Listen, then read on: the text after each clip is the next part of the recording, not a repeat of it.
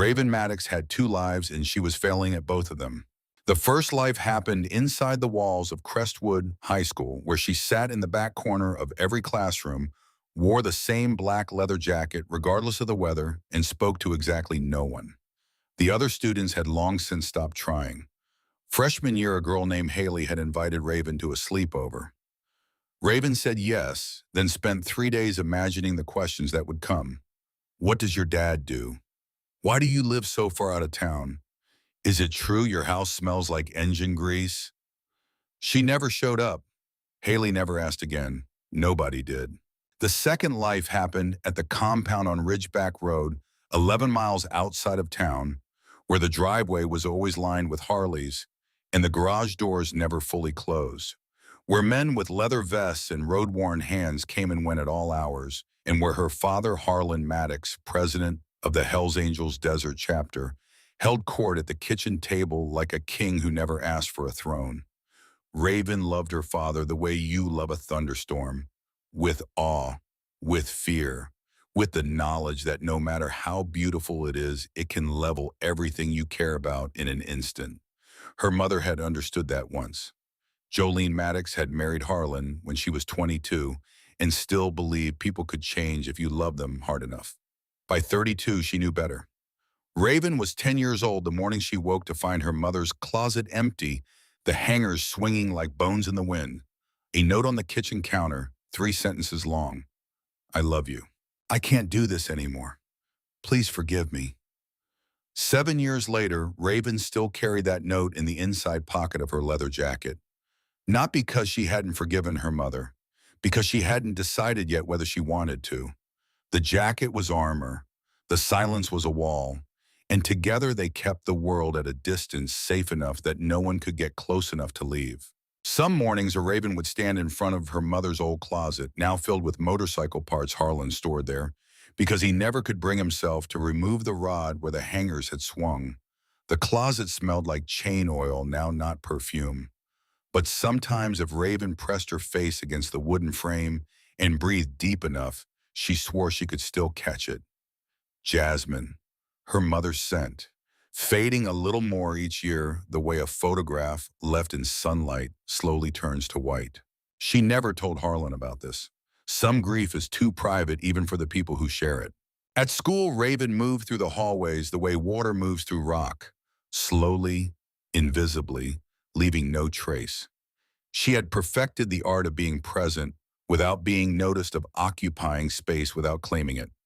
Teachers called her name during roll, and she answered with a single word, and then the world moved on, and that was fine. That was safe. Safety was the only currency Raven understood, and she spent it, carefully hoarding it the way some people hoard love, rationing it out in amounts so small they could never be taken from her in any meaningful quantity. It was a Wednesday morning in November when everything changed, when the walls she had built began to crack in ways she couldn't repair. Raven arrived at school early because her father's meeting the night before had been loud enough to keep her awake until 3 in the morning. Voices from the kitchen, the low rumble of men discussing business she was never supposed to hear, but always did because sound travels through walls the way secrets travel through families without permission and without apology. She had lain in bed with her pillow pressed over her ears and thought about Jolene. About whether her mother had lain in the same bed, pressing the same pillow against these same ears, listening to these same voices, and whether that was the night she decided that 3 sentences on a kitchen counter was all the goodbye she could manage. Since she couldn't sleep, Raven figured she might as well get a head start on the history essays she had been avoiding. She drove her truck to Crestwood High in the thin gray light of pre-dawn, the November air cold enough to turn her breath into small ghosts that disappeared before they could take shape. She was cutting through the gymnasium when she heard the shower running. Not unusual, the basketball team practiced early on Wednesdays. But when she glanced through the cracked locker room door, she didn't see any basketball players. She saw Caleb Weston. She knew his name from roll call and nothing else. Quiet kid, back row, brown hair that needed cutting. Clothes that were clean but tired, the kind of clean that comes from gas station restrooms and careful folding, not from washing machines and closets. She had seen him the way you see a fire hydrant or a mailbox, part of the scenery, background noise in the theater of high school. But there he was, standing in the far shower stall, the one with the broken latch using a tiny bottle of hotel shampoo. His backpack sat on the bench with a Ziploc bag of toiletries balanced on top, a razor, a toothbrush in a plastic case, a travel-sized deodorant, the inventory of a person living out of a bag. Raven watched for exactly 3 seconds before she understood. 3 seconds. That was all it took for 17 years of growing up in a house full of men who survived on the margins to teach her what she was seeing. She recognized it the way a soldier recognizes a gunshot, even when they are 1,000 miles from any war. The desperate efficiency, the careful arrangement, the way his eyes kept flicking toward the door, checking, always checking, because being caught meant being known, and being known meant being saved by a system that did not know how to save without also destroying. She left, walked to the parking lot, sat in her truck for 20 minutes staring at the steering wheel, thinking about a boy who had to shower at school because he didn't have a shower at home. And then she thought about the hangers swinging in her mother's closet, about the 3 sentences on the kitchen counter, about what it means to leave someone without saying goodbye and what it means to be left. And she realized that Caleb Weston had been left by something larger than a mother.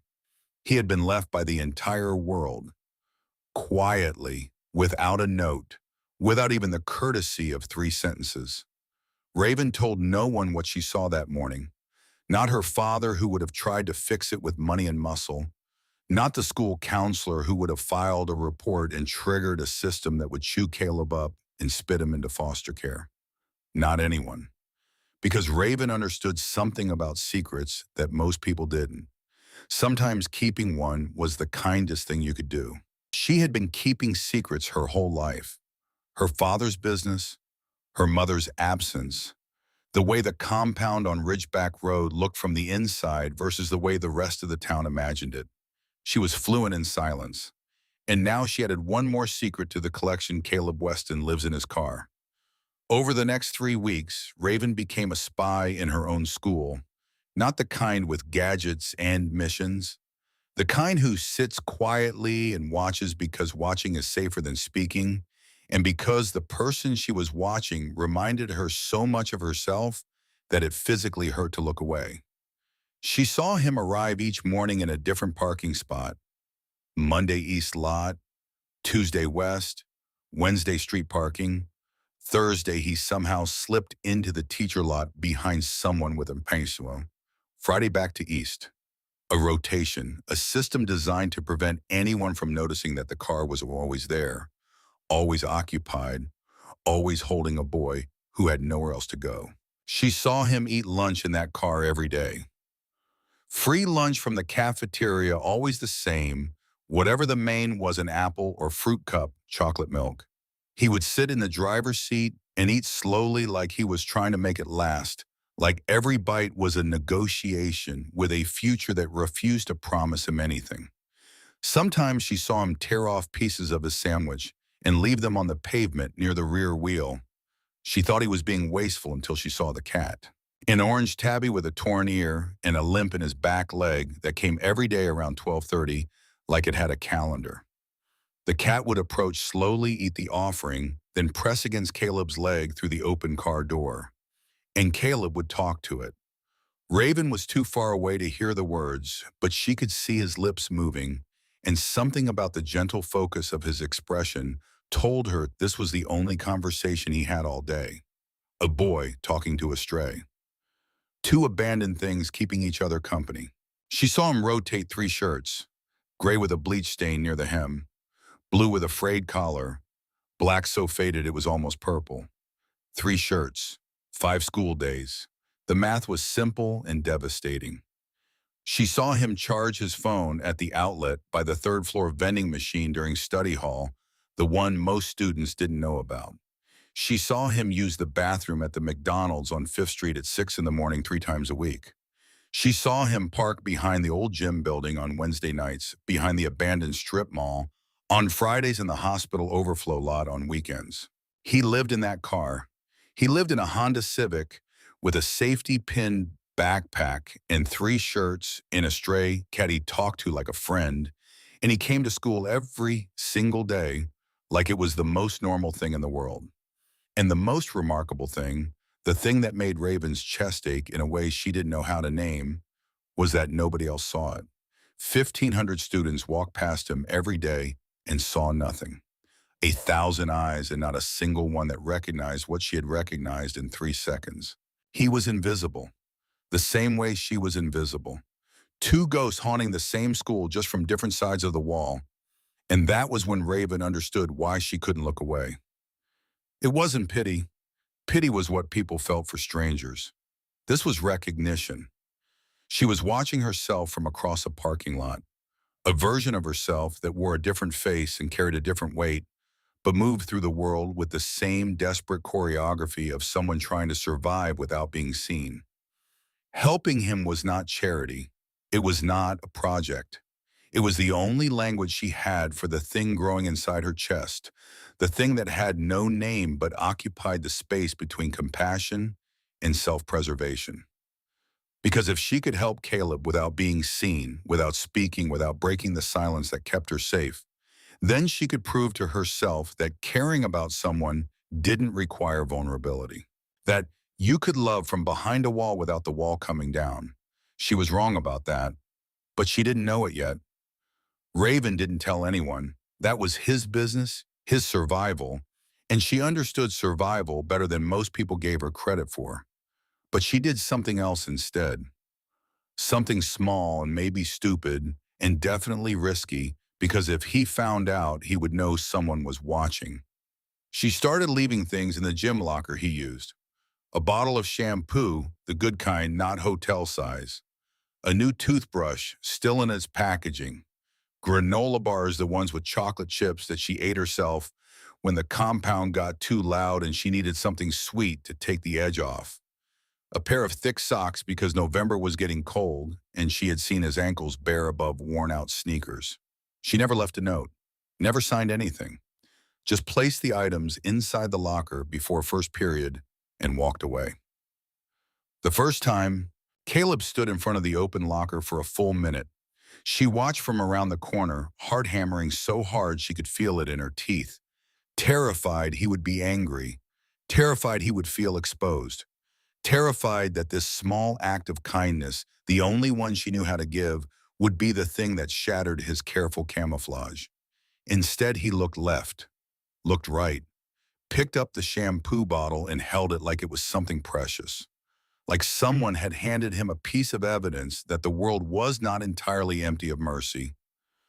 Then he put it in his backpack, closed the locker and walked to class. He never mentioned it, never asked around. Just quietly accepted whatever appeared, and Raven quietly kept providing. It was the closest thing to a relationship she had ever had with another human being, which was pathetic, she knew. A friendship where neither person speaks to the other, where one gives in secret and the other receives in silence. But it was all she could manage. Raven Maddox did not make friends. Friends asked questions, and questions led to answers, and answers led to the compound on Ridgeback Road, where the driveway was lined with Harleys, and the men at the kitchen table spoke in codes that no friendship could survive. But in the quiet of those mornings, placing a bottle of shampoo in a locker for a boy who had no home, Raven felt something she hadn't felt in 7 years. Purpose, not the kind that comes from obligation or fear, or the desperate need to prove you are worth something. The simple, clean purpose of making another person's terrible day slightly less terrible, of being the anonymous hand that catches someone before they hit the ground. She didn't know his story yet, didn't know about the needle in his mother's arm, or the landlord who changed the locks, or the cardboard box of ashes in the glove compartment. She would learn those things later in a hospital room while holding his hand and watching his blood dry on her fingers. But for now, all she knew was that Caleb Weston was invisible and alone, and so was she. And the distance between those two truths was exactly the width of a shampoo bottle and a pair of thick socks. Meanwhile, on the other side of that same invisibility, Caleb Weston's world was a carefully constructed routine built on the foundation of not being seen. Every morning began the same way. The alarm on his phone at 5:45, the slow unfolding of a body that had spent the night compressed into a space never meant for sleeping. The crack of his neck, his knees, his lower back. The inventory check. Phone charged. Clothes for the day. Backpack intact. Enough gas to get to school and back to wherever he would park that night. Then the McDonald's on 5th Street. The bathroom with the fluorescent light that buzzed like a dying insect. The tired-looking man mopping the floor, who never said a word, who never once looked at the teenager brushing his teeth at 6 in the morning, with the careful precision of someone performing surgery on his own dignity. The ritual of washing his face, checking the mirror for any sign that might give him away. Dark circles, sure. Everyone had dark circles. Hair too long, but lots of guys let their hair grow. The bleach stain on his shirt, but he kept his backpack low to cover it. He was 17 years old, and every single day was an exercise in camouflage. His mother had died 8 months ago. Overdose. The needle was still in her arm when he found her on the bathroom floor of their apartment on a Tuesday afternoon when the light through the window was golden and ordinary and completely indifferent to the fact that his world was ending. He had called 911, answered the questions, signing the forms, watched them take her body away in a bag that was the same gray as the shirt he was wearing right now, the one with the bleach stain. The bag had a zipper that made a sound Caleb heard every night when he closed his eyes. A metallic whisper that meant gone, final, over. He had not cried at the funeral because there was no funeral. He couldn't afford one. The state cremated her and gave him the ashes in a cardboard box that he kept in the glove compartment of the Civic. Sometimes on the worst nights, when the cold crept through the door seals and the parking lot was empty and the silence was so complete it felt like the world had forgotten. He existed, he would open the glove compartment and rest his hand on the box and tell her about his day. About the HVAC class, where he was learning compressor cycles and refrigerant pressures, and the small mechanical miracles that make cold air move through buildings. About the cat he had started feeding, the one with the torn ear and the limp. About the girl in the leather jacket who never talked to anyone and sat 3 rows up from him in American history, and who sometimes looked at the world with an expression that made him think she was carrying something heavy enough to bend the light around her. He knew it was pathetic talking to ashes. He also knew it was the only thing keeping him sane. 3 days after her death, while he was at school trying to hold himself together through an algebra test, concentrating on variables and equations, because numbers don't have feelings and you can solve for X without your voice breaking, the landlord changed the locks. Everything Caleb owned was inside that apartment. Clothes, photos, his mother's jewelry, the thin gold bracelet she wore even when she couldn't afford to eat, even when the needles took everything else, she kept that bracelet on her wrist like a tether to whoever she had been before the drugs claimed her. The acceptance letter from the community college, the one that arrived 2 weeks before she died, the only proof he had that someone somewhere thought he might amount to something. He went to the landlord's office. The man behind the desk had small eyes and a wedding ring he kept spinning on his finger, and he looked at Caleb the way people look at something stuck to their shoe. Your mother owed 4 months' rent. You're a minor.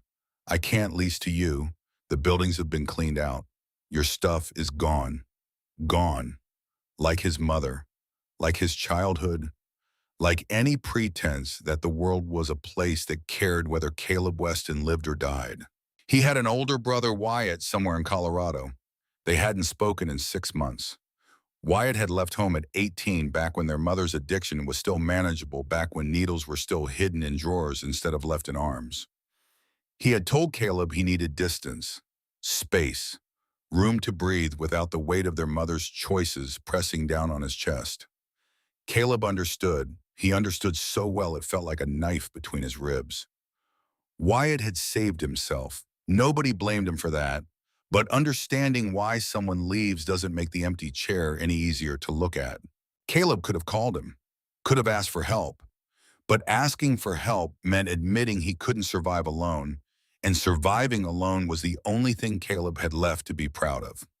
So he moved into the Honda Civic, learned the geography of invisibility, figured out which gas station bathrooms stayed unlocked, which parking lots the police patrolled, which fast food places had outlets near the booths, how to sleep sitting up with a jacket rolled behind his neck, how to make a box of granola bars last 5 days, how to be present in a school of 1,500 students without anyone noticing that when the final bell rang, he didn't go home because he didn't have one.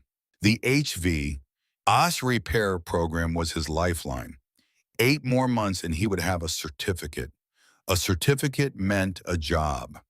A job meant money.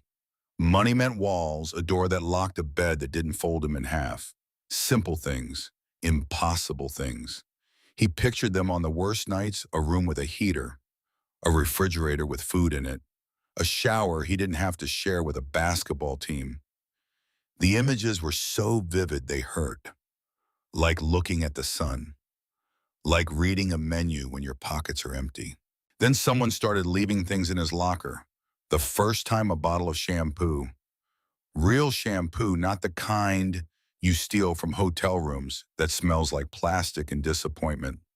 The good kind, with a label that said something about argan oil, and it smelled like someone's home. He stood in front of the open locker and held that bottle for 60 seconds and felt something crack behind his sternum that he had been holding together with nothing but routine and stubbornness. He didn't know who was doing it. He looked around the hallway, searching faces for some sign, some flicker of recognition, some indication that someone in this school of 1,500 ghosts was actually seeing him. Nothing. Just the usual rush of bodies and backpacks and the careless energy of people who had homes to go to. The gifts kept coming. Toothbrush, granola bars, thick socks that fit perfectly, which meant someone had looked at his feet and estimated his size, which meant someone had been watching closely enough to notice. Caleb accepted each offering with the quiet gratitude of a man receiving water in a desert. He never asked who, never investigated, partly because he was afraid that knowing would break whatever spell was producing these small miracles, and partly because the anonymity felt like a kind of respect. Whoever was doing this understood that help offered without a name attached was help that didn't require a thank you. And thank you was a word that lived dangerously close to the edge of a cliff that Caleb was not ready to fall off.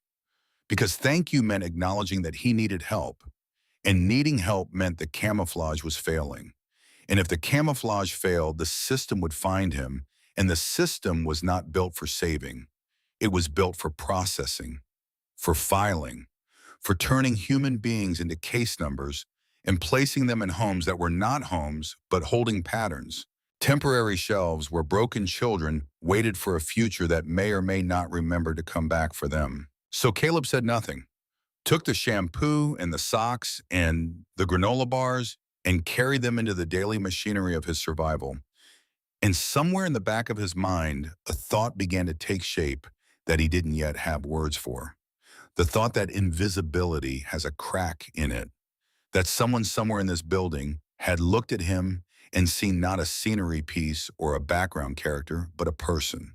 A real specific, particular person worth a bottle of shampoo and a pair of thick socks. He began to look at people differently, began to study faces in the hallway the way he studied parking lots at night, searching for the one detail that didn't fit. And that was how, without intending to, without knowing that the girl in the leather jacket was studying him with equal intensity from the other end of the same invisible spectrum, Caleb Weston began to see Raven Maddox. Not see her the way he had seen her before as a black leather blur in his peripheral vision. See her the way she moved through the hallways with her head down and her arms crossed, occupying the minimum possible space. The way she sat in class with her jaw set and her eyes focused on a point 3 inches above the teacher's head, present but unreachable. The way she sometimes paused outside the entrance to the school and looked up at the building like she was calculating the cost of walking through those doors. He recognized something in her posture, in the deliberate isolation, in the careful practiced invisibility that was too precise to be natural. She was hiding, not from the world, but from the questions the world might ask if it ever noticed her. He understood that. He lived it. Two invisible people circling each other in the hallways of a school that saw neither of them, like two moons orbiting the same planet, each visible only from the other sky. It was in second period HVAC theory on a Tuesday 3 weeks after the shampoo first appeared that Caleb first noticed something wrong with Nolan Griggs. Nolan sat one row up and 3 seats to the left. He was a big kid, used to be bigger when he played football. That was before his father went to prison for armed robbery, before his girlfriend posted his private messages online for the whole school to read, before the coaches who had called him a natural talent stopped returning his calls, before the whole school seemed to decide that Nolan Griggs was either a joke or a threat depending on who you asked. He had quit football in October, quit talking to people around the same time, quit everything except showing up and sitting in his seat and staring at nothing. Caleb recognized the stare. He had worn it himself for the first month after his mother died. The look of someone drowning in shallow water while everyone walked past on the shore. The look that says, I am going under and nobody sees me, and I have stopped waving because waving takes energy I no longer have. But today was different. Today Nolan wasn't just staring. He was tapping his pencil against the desk in a slow, deliberate rhythm. Tap, tap, tap, like a metronome counting down to something only he could hear. His eyes were focused on the middle distance, locked on a point in the air that didn't exist. And when the teacher called his name to answer a question about evaporator coils, Nolan didn't flinch, didn't blink, just kept tapping. Tap, tap, tap. Caleb told himself it was nothing. People zone out. People have bad days.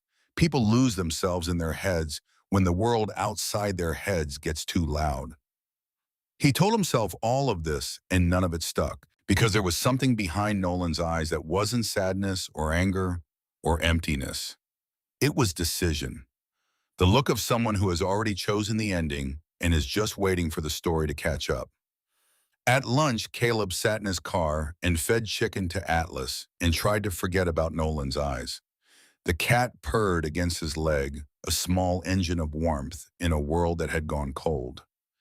Caleb had found Atlas 3 weeks ago limping behind the dumpster near the east lot, one ear torn back leg, dragging eyes filled with the wary intelligence of something that had been hurt too many times to trust easily. Caleb understood that look. He had been wearing it for months. He had started sharing his lunch meat, small pieces at first torn from the edges of whatever the cafeteria gave him.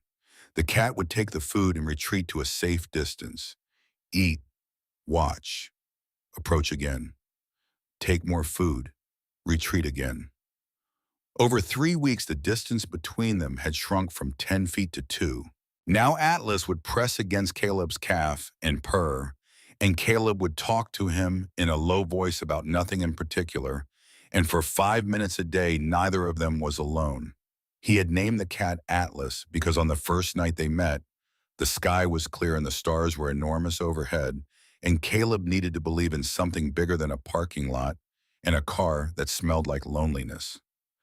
Atlas, the titan who held up the scale, a name too big for a limping orange cat, but names aren't about what things are. They're about what you need them to be. The November sun sat low and pale in the sky. Everything was normal. Everything was routine. Then he saw Nolan's car, silver Honda Accord, parked in the far corner of the east lot where the cameras didn't quite reach. Caleb knew that spot. He had used it himself a dozen times. It was the spot you chose when you didn't want to be seen. Nolan was sitting behind the wheel, engine running, not on his phone, not eating, not doing anything a 17-year-old should be doing during lunch period. Just sitting, staring at the school building with an expression that made the air inside Caleb's car go cold. His hands were on the steering wheel 10 and 2, like he was waiting for a signal to drive somewhere, or to drive through something. Something cold crawled up Caleb's spine. The same feeling he had had the night he found his mother. The feeling that sits in your chest like a stone and whispers the thing you don't want to hear. Something is very wrong. Nolan sat there for 20 minutes. Then the engine revved and the Accord pulled away slowly, too slowly, like the car itself was reluctant to leave. Caleb watched until it disappeared around the corner. He couldn't eat after that. The chicken tasted like cardboard. Atlas meowed for more, but Caleb's hands were shaking too badly to tear the meat. That night, parked behind the old gym building in his Wednesday spot, Caleb was trying to finish his history homework by phone flashlight when the text arrived. Unknown number, no name, no area code he recognized. He almost deleted it. Almost. His thumb was on the trash icon when something made him stop. Call it instinct. Call it the same gut feeling that made him watch Nolan in the parking lot. Call it the universe throwing one last warning before the world caught fire. He opened the message. It was a photograph. A car trunk open photograph from above. Inside, laid out with terrible neatness, was a long black rifle case. Next to it, 3 boxes of ammunition arranged in a row, like soldiers standing at attention. Below the photo, a text message appeared, letter by letter, like the sender was typing in real time. I'm sorry you have to see this. You were one of the good ones. Don't come to school tomorrow. Please.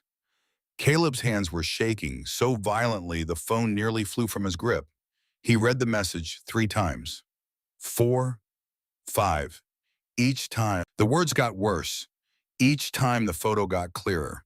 The rifle case had a padlock on it, silver catching the light from whatever was illuminating the trunk. The ammunition boxes were Winchester brand. There was a receipt tucked under one of them, but the angle made it unreadable. He tried to call the number.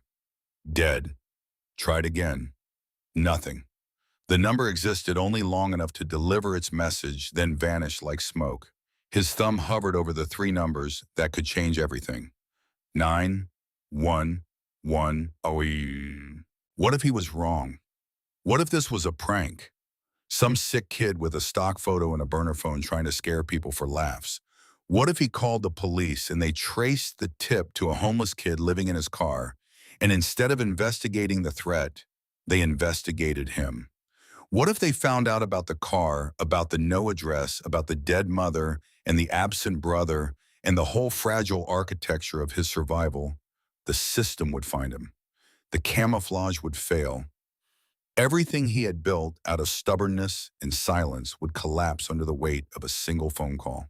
But then he saw Nolan's face, those empty eyes, that car in the parking lot staring at the school like it was already a target, that pencil tapping like a countdown.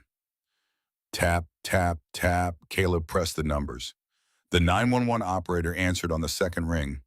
Her voice was calm and professional and completely unaware that the person on the other end was a 17-year-old boy sitting in a car that was also his bedroom, reporting a threat he prayed was imaginary. He told her everything. The text, the photo, Nolan's behavior, the parking lot, the empty eyes, the pencil. He talked until his throat was raw and his voice was cracking, and the operator had asked him to repeat himself 3 times because his words kept tripping over each other. 2 police officers met him at the station 40 minutes later. They were professional, thorough. They asked questions Caleb didn't have answers to. How do you know this student? Has he made any direct threats before? Do you have any other evidence? They photographed the text message, took screenshots, wrote everything down in notebooks with deliberate handwriting. One of them, a woman with kind eyes and a wedding ring she kept turning on her finger, put a hand on his shoulder.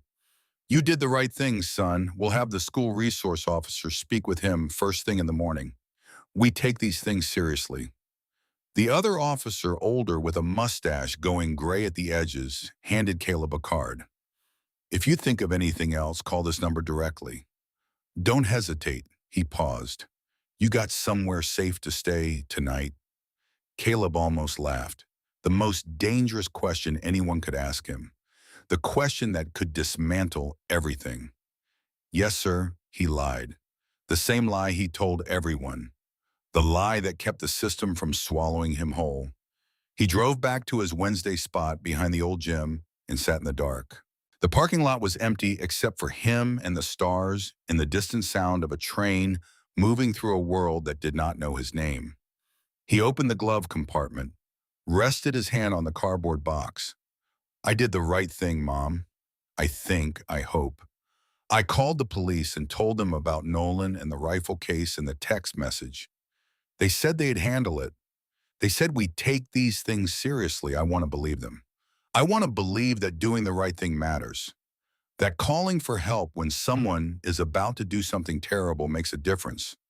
But it's hard to believe in systems when every system you've ever encountered has failed you. He closed the glove compartment, leaned his head against the steering wheel.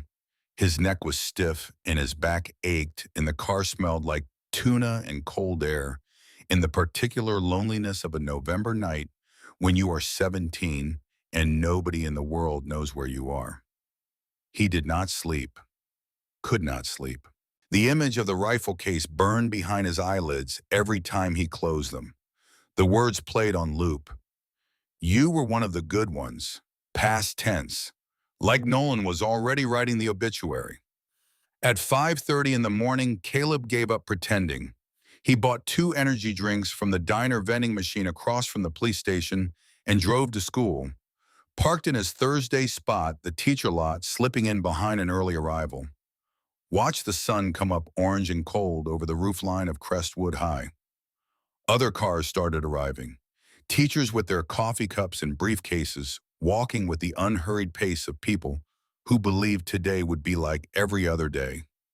Early students in their parents' SUVs, backpacks, slung over one shoulder, earbuds, in faces illuminated by phone screens. The maintenance crew with their thermoses and work boots unlocking side entrances, turning on lights. The ordinary machinery of a school day grinding into motion. Caleb watched each car that entered the lot, checked the make, the color, the driver, waiting for a silver Honda Accord that he prayed would never come. At 7:15, a police car pulled into the lot. The school resource officer, a stocky man named Briggs, who always stood by the front entrance with his arms crossed like a bouncer, at a club nobody wanted to get into, went inside with the principal. Their faces were serious, heads close together, the principal's hand on Briggs's shoulder. Something was happening. Something had been set in motion. Nolan's silver Accord never appeared. First period was American history. Mr. Brennan was talking about the Great Depression, about breadlines and Hoovervilles and families who lost everything overnight. How a nation built on the promise of prosperity watched that promise turn to ash. How people who had homes woke up one morning and didn't. How invisible armies of the forgotten gathered in tent cities along railroad tracks, waiting for a savior who was slow to arrive. Caleb sat in his back corner and almost laughed. He was living in a Hooverville right now. Population 1. No tent. Just a Honda Civic with a broken heater and a glove compartment full of ashes. Raven walked past his desk on the way to her seat. 3 rows up, left side, always the same spot. She glanced at him as she passed. Not long enough to be an invitation. Just long enough to confirm he was still there. Still breathing, still wearing the gray shirt with the bleach stain.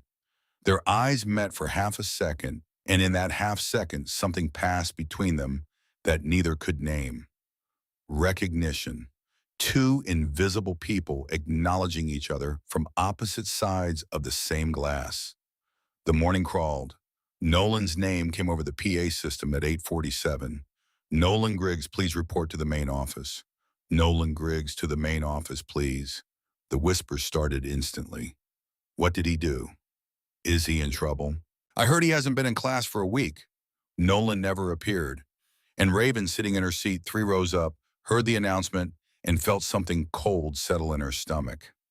She didn't know about the text message or the rifle case or the phone call Caleb had made from a car that was also his bedroom.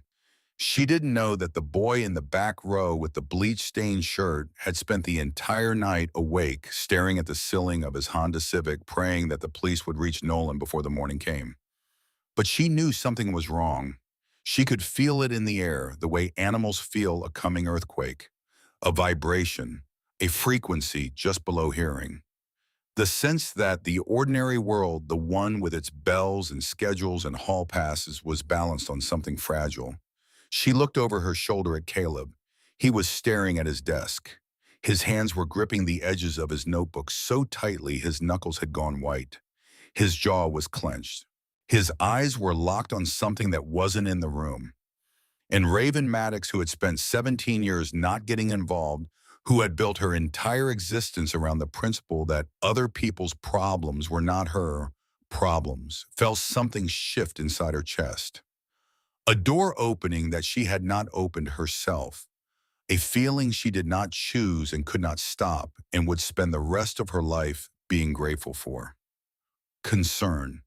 Real, specific, unbearable concern for another human being. She turned back to her notebook and wrote nothing for the rest of the period. But her heart was beating in a rhythm that had nothing to do with the Great Depression and everything to do with the Puy in the Pyro whose white knuckles told a story she couldn't yet read. After class, Raven did something she had never done in 4 years at Crestwood High.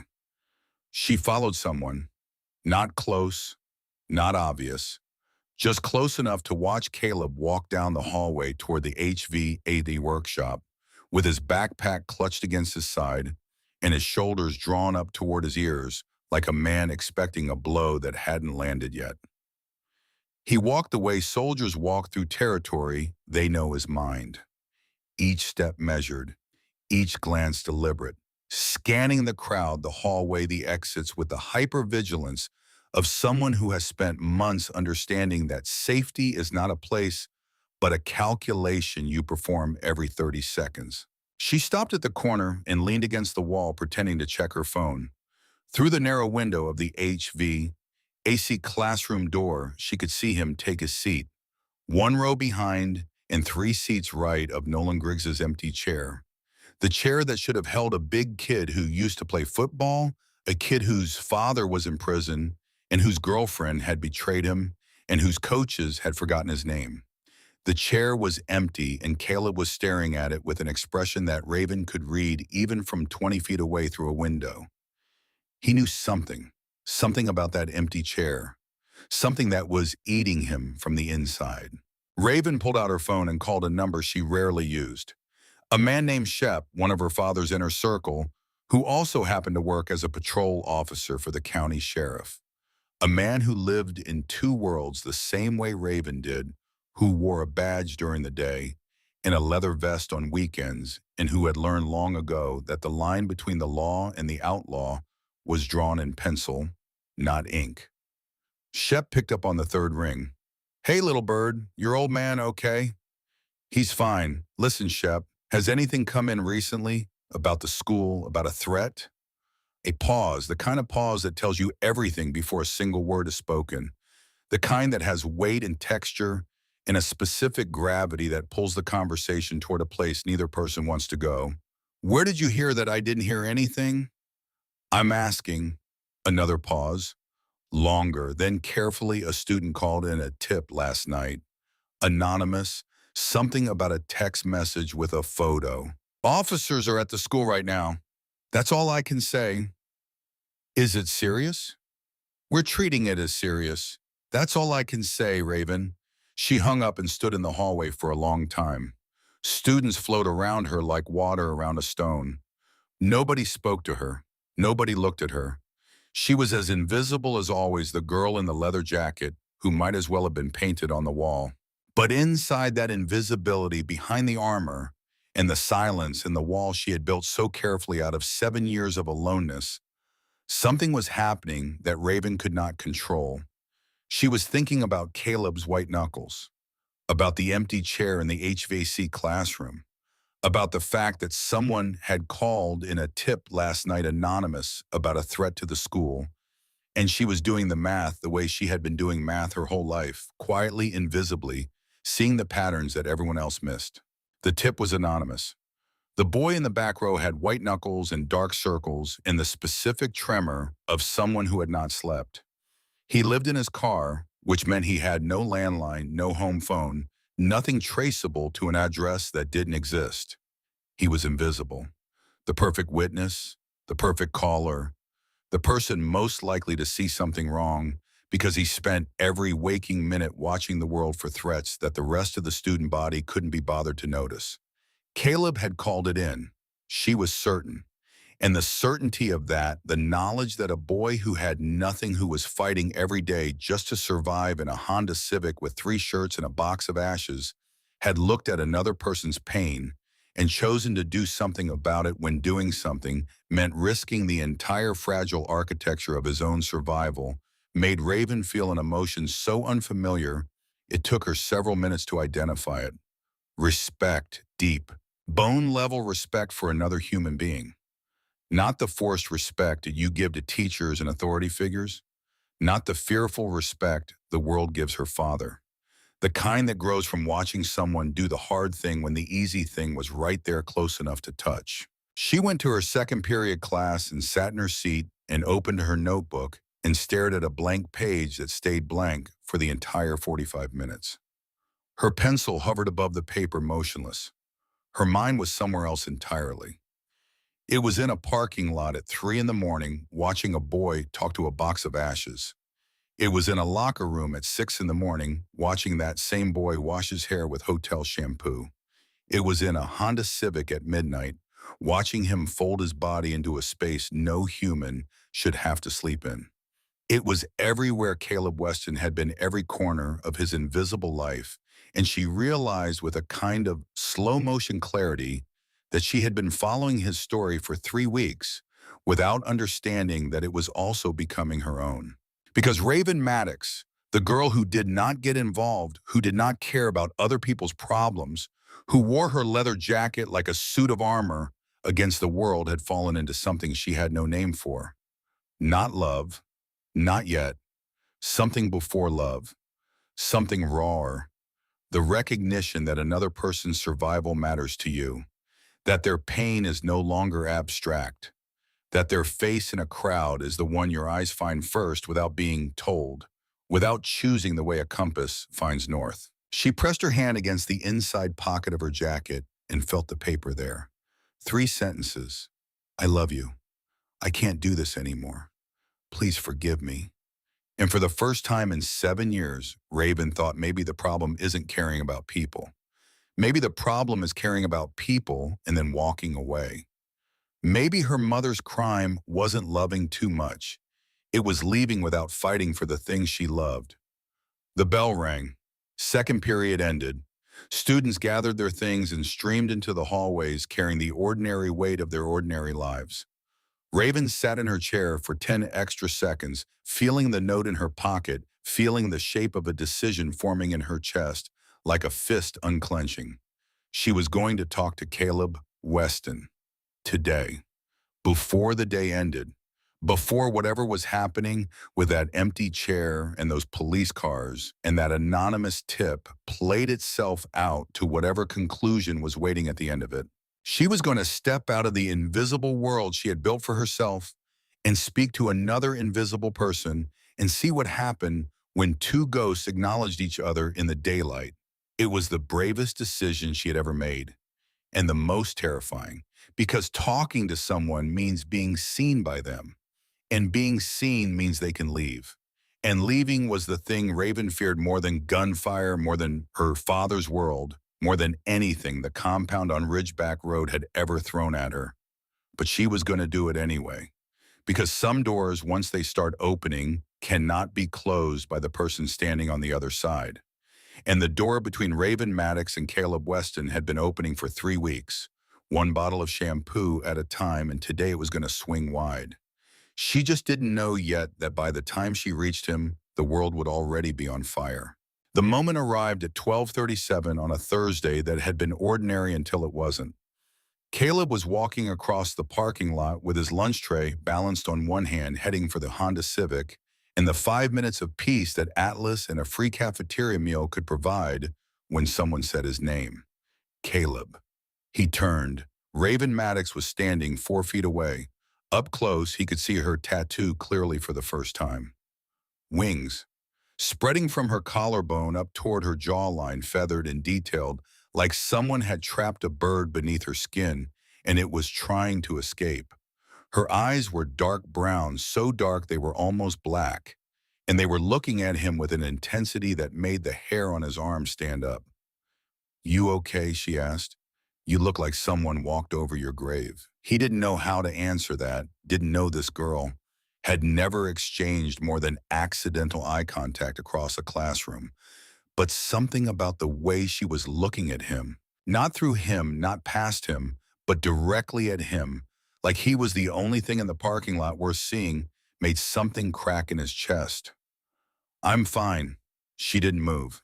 Her arms were crossed over her leather jacket and her weight was shifted to one hip, and she looked like she had no intention of going anywhere until she got an answer that wasn't a lie.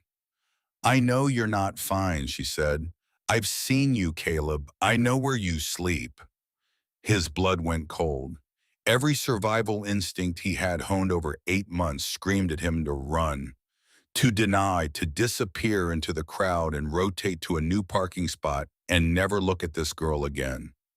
The camouflage was failing. The walls were coming down. Everything he had built was crumbling under the weight of 5 words. "I know where you sleep. I'm not going to tell anyone," she said, reading the panic on his face as easily as reading a road sign. "I've known for 3 weeks. If I was going to tell, I would have already. 3 weeks." She had known for 3 weeks and said nothing, done nothing, except the shampoo, the toothbrush, the granola bars, the socks. "That was you," he said, "in the locker." Something flickered across her face. Not quite a smile, more like the shadow of one, the ghost of an expression that had been unused for so long it had forgotten how to fully appear. "My dad's friend is a cop," she said, and the shadow vanished. "He mentioned a student called in a tip last night about a potential threat. Didn't give a name, but I put it together how. Because you're the only person in this entire school who would actually care enough to call. Everyone else would post about it online and move on. You actually did something." They stood there in the parking lot, surrounded by the sounds of a normal school day. Car doors slamming, music from someone's speakers, laughter from a group of freshmen who had no idea that the world was balanced on a knife's edge. "Was I right to call?" Caleb asked. His voice cracked on the last word. "What if I'm wrong? What if I just destroyed his life over nothing?" Raven's expression softened. Not pity. Something harder than pity. Something that looked like it came from experience. From growing up in a house where the men at the kitchen table made decisions that could destroy lives, and the only thing that separated a good decision from a bad one was whether you had the courage to make it at all. "My dad always says trust your gut." Your gut was screaming. "Wasn't it?" Caleb nodded. "Then you did the right thing." She reached into her jacket pocket and pulled out a card, black with silver lettering. Reaper's Customs Motorcycle Repair. In the corner, a logo Caleb recognized from news stories and late-night documentaries. The skull with wings. The letters that spelled a name that carried weight in every state west of the Mississippi. "My dad owns a bike shop," Raven said. "If you ever need anything, and I mean anything, you call that number." Caleb took the card. His fingers were numb despite the November sun. "Why are you helping me? Because you're one of the good ones, and there aren't enough of us left." She walked away before he could respond. Her leather jacket caught the sunlight and threw it back in pieces. Caleb stood in the parking lot holding a business card and a lunch tray, and the sudden terrifying knowledge that someone had seen through every wall he had built. He sat in his car and tried to eat, but his hands wouldn't stop shaking. The pizza went cold. Atlas appeared at the rear wheel, meowing with the indignation of a creature who has been kept waiting, and Caleb tore off a piece of crust but couldn't manage more. His phone buzzed. Unknown number, different from the night before. Local area code. He opened it. A link to Instagram, Nolan Griggs's account, the account that hadn't posted anything in 3 weeks. There was a new story, posted 4 minutes ago. Caleb tapped it. The video was shaky, filmed in what looked like the front seat of a car. Nolan's face filled the screen. He looked worse than Caleb had ever seen him. Eyes red and swollen face the color of old paper hands trembling as he held the phone. His lips were chapped and cracked, and when he spoke, his voice came out flat, emptied of everything that made it human. I know someone called the cops. I know they're looking for me. I know they think they stopped something. He paused, looked away from the camera towards something off screen. When he looked back, there was something in his eyes that made Caleb's blood solidify in his veins. Not anger, not sadness, certainty. They didn't. The video cut to black. Caleb's hands were shaking so badly he had to use both thumbs to dial 911. The operator was different from the night before. He tried to explain. The words came out jumbled, overlapping, desperate. Video, Instagram, Nolan Griggs. He's coming. He said they didn't stop him. The operator told him to stay calm. Said she was dispatching officers to Nolan's last known address and to the school as a precaution. Asked Caleb where he was. At school. Crestwood High. I'm in the parking lot. Stay there. Officers are en route. Caleb hung up and stared at the school building. Thought about all the people inside. Mr. Brennan drawing diagrams on the whiteboard. The freshmen laughing by the vending machines. Raven, who had just stood in this parking lot and handed him a card and looked at him like he mattered. Raven, who knew his secret and kept it. Raven, who left shampoo in his locker like a prayer she couldn't say out loud. Third period started in 10 minutes. He should go inside. Should warn people. Should do something more than sit in a car with a cold pizza and a terrified cat. But his body was concrete. Fear had poured into his muscles and hardened there. He couldn't move, couldn't breathe, could only watch the minutes tick past on his phone. 12:47, 12:48, 12:49. At 12:52, movement at the edge of the parking lot. Silver Honda Accord, driving slowly, too slowly, like the driver was scanning, searching. The car pulled into a spot near the B-wing entrance. Engine cut. For a long, terrible moment, nothing happened. Just Nolan sitting behind the wheel, perfectly still, staring at the building with the same expression he had worn in the HVAC'd classroom. The expression of a boy who had already written the ending. Then the driver's door opened. Nolan got out. He was wearing all black. An oversized jacket despite the mild November air. His right hand was inside the jacket, pressed against his body, holding something that made the fabric bulge at an unnatural angle. Caleb's brain registered what his heart already knew. And then he saw Raven. She had just walked out of the B-wing entrance, phone in her hand, heading toward the parking lot, walking directly into the space between Nolan and the school, like she was crossing a stage without knowing the play had already begun. She hadn't seen Nolan.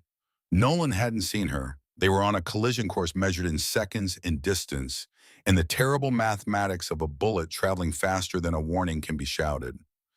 Caleb's hand found the door handle. The exit was right there. 10 steps to the right, past the chain link fence, across the street, and gone. He could run. He should run. Every survival lesson he had learned in 8 months of homelessness told him to run. His body was made for running. His entire life was running. Running from grief, running from the system, running from the empty apartment, in the changed locks, in the box of ashes in the glove compartment. But Raven was walking toward a bullet she couldn't see. And something in Caleb that was older than survival and deeper than fear made the choice before his conscious mind could stop it. He ran. Toward her. Away from safety. Toward the danger. Toward the girl who left shampoo in his locker because she couldn't bring herself to say the words out loud. The car door flew open and his feet hit pavement and the world narrowed to a tunnel. Raven at the end of it. Everything else fell away. The other cars, the buildings, the sky. There was only her, only the distance closing between them, only the sound of his own breathing and the slap of his shoes on asphalt, and somewhere deep in his chest a voice saying she can't die, not her, not today. Nolan's hand came out of his jacket. The rifle was black and longer than Caleb expected. It caught the November sun, and threw a bar of light across the pavement like a blade. Nolan raised it toward the entrance, toward Raven. His face was blank. Not angry, not anything. Just a machine shaped like a bite pointing a weapon at a girl who was looking at her phone and didn't know that in 3 seconds, her life would either end or change forever. Raven. Caleb's voice ripped from his throat, raw and desperate, and loud enough to carry across the entire parking lot. She looked up, saw him sprinting toward her. Confusion crossed her face first, then concern, then something else as her eyes tracked past him to the figure near the B-wing door. The first shot split the air. The sound was nothing like television. It was sharper, louder, a physical force that punched Caleb's eardrums and made his teeth vibrate. Concrete exploded near the entrance, chips of stone and dust, spraying outward in a gray cloud. Raven dropped to the ground. Survival instinct. The kind of reflex you develop when you grow up in a house where danger is always one room away. Nolan was walking now, not running, walking with a terrible mechanical purpose. Each step measured the rifle held at waist height, his face empty of everything except the decision he had made long before this moment. He was walking toward the entrance, toward Raven, who was crawling behind a concrete planter, her leather jacket scraping against the ground, her hands shaking her body, moving on instinct while her mind tried to process the impossible thing that was happening in the parking lot of a high school on a Thursday afternoon in November. Caleb changed direction, cut left toward the side entrance. His lungs were burning. His vision was narrowing. Every cell in his body was screaming at him to turn around, to run the other way, to choose the life he had fought so hard to keep. But his legs kept carrying him forward, through the side door, into the hallway, into the fluorescent nightmare of a school under siege. The second shot came from inside the building. The sound bounced off the concrete walls, multiplied, became everywhere and nowhere at once. Screaming erupted from every direction. The animal sound of raw terror. Students running in blind panic, slamming into each other, trampling backpacks and dropping phones, and becoming a stampede of adrenaline and fear. A freshman girl hit Caleb so hard, they both nearly went down. She bounced off his chest and kept running, her eyes wide and white, and seeing nothing. Her backpack lay on the floor where it had fallen, pink with cartoon characters on it, a child's backpack. In a war zone, the B-wing hallway stretched ahead of him, fluorescent lights buzzing overhead like they did every day. Lockers on both sides, some decorated with stickers and photos, evidence of normal lives that had existed 5 minutes ago.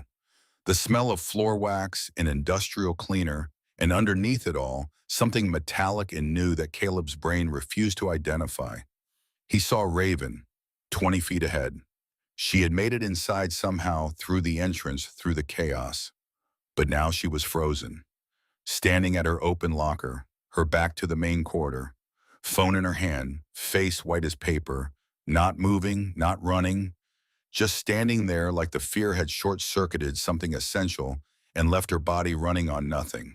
Raven Maddox, who had grown up in a compound full of men who carried weapons and settled disputes with their fists, who had lived her entire life on the edge of violence, was standing motionless in a hallway while a boy with a rifle walked toward her. And Caleb understood something in that moment that he would carry for the rest of his life. Growing up around danger doesn't make you immune to it. It makes you intimate with it. And sometimes when the danger comes from a direction you didn't expect, that intimacy freezes you instead of saving you. Because your body has been trained to handle a certain kind of threat, and when the threat arrives wearing a different face, the training breaks down and leaves you standing in a hallway with your locker open and your phone in your hand and your mind screaming at your legs to move, but the signal getting lost somewhere between the scream and the muscles. Behind her at the intersection of the two hallways, Nolan rounded the corner. Time stretched. Each second became a photograph. Raven's trembling hand, the combination on her open locker. The poster on the wall behind her, advertising the winter formal December 15th tickets, $20. The rifle in Nolan's hands. Black metal under fluorescent light. His finger on the trigger. The exit door was to Caleb's right, 10 feet, 3 steps and a push bar, and he would be outside and alive and running and safe. Raven was 20 feet ahead. Nolan was 30 feet beyond her and closing. The math was simple. The exit was closer. Safety was closer. Survival was right there, close enough to taste. Caleb's legs carried him toward Raven. He didn't think I'm going to be a hero, didn't think this is the right thing to do, didn't think about the Honda Civic or the HVAC certificate or the 6 months until graduation. He thought she can't die, simple as gravity, undeniable as sunrise. The third shot hit a locker 5 feet to his left. The metal buckled inward like a fist had punched it from the inside. The sound was a physical blow that made his vision flash white. Raven. He screamed it again because her name was the only word left in him. She turned, saw him running at her. Her eyes went enormous. She started to raise her hand, maybe to wave him away, maybe to reach for him. He didn't slow down. He hit her like a linebacker, wrapped both arms around her waist and used his forward momentum to throw them both sideways. They hit the floor hard. His elbow cracked against tile and pain shot up to his shoulder, but he was already moving, scrambling, pulling her with him, dragging them both toward any door, any shelter, anything with walls. Janitor's closet, 5 feet away, door slightly ajar, a sliver of darkness that looked like salvation. The fourth shot found him. The bullet entered his left shoulder from behind. It was hot and sharp and wrong, like someone had pressed a heated railroad spike through his skin and into the muscle beneath. His arm went dead instantly, completely numb from shoulder to fingertips like it had been disconnected from his body. He looked down and saw red spreading across his gray shirt. The bleach stain vanished under the blood, dark and wet and growing fast. He had been shot. The thought arrived from a great distance, clinical and cold like a news report about someone else's tragedy. He had been shot, and his arm didn't work, and the blood was warm against his skin, and Raven was screaming something he couldn't hear because his ears were ringing so loud the world had gone underwater. But he got his good hand on her arm, got his fingers around her wrist, pulled. They crashed through the closet door together. Mops and buckets and the sharp chemical smell of industrial cleaner. A space barely big enough for two bodies.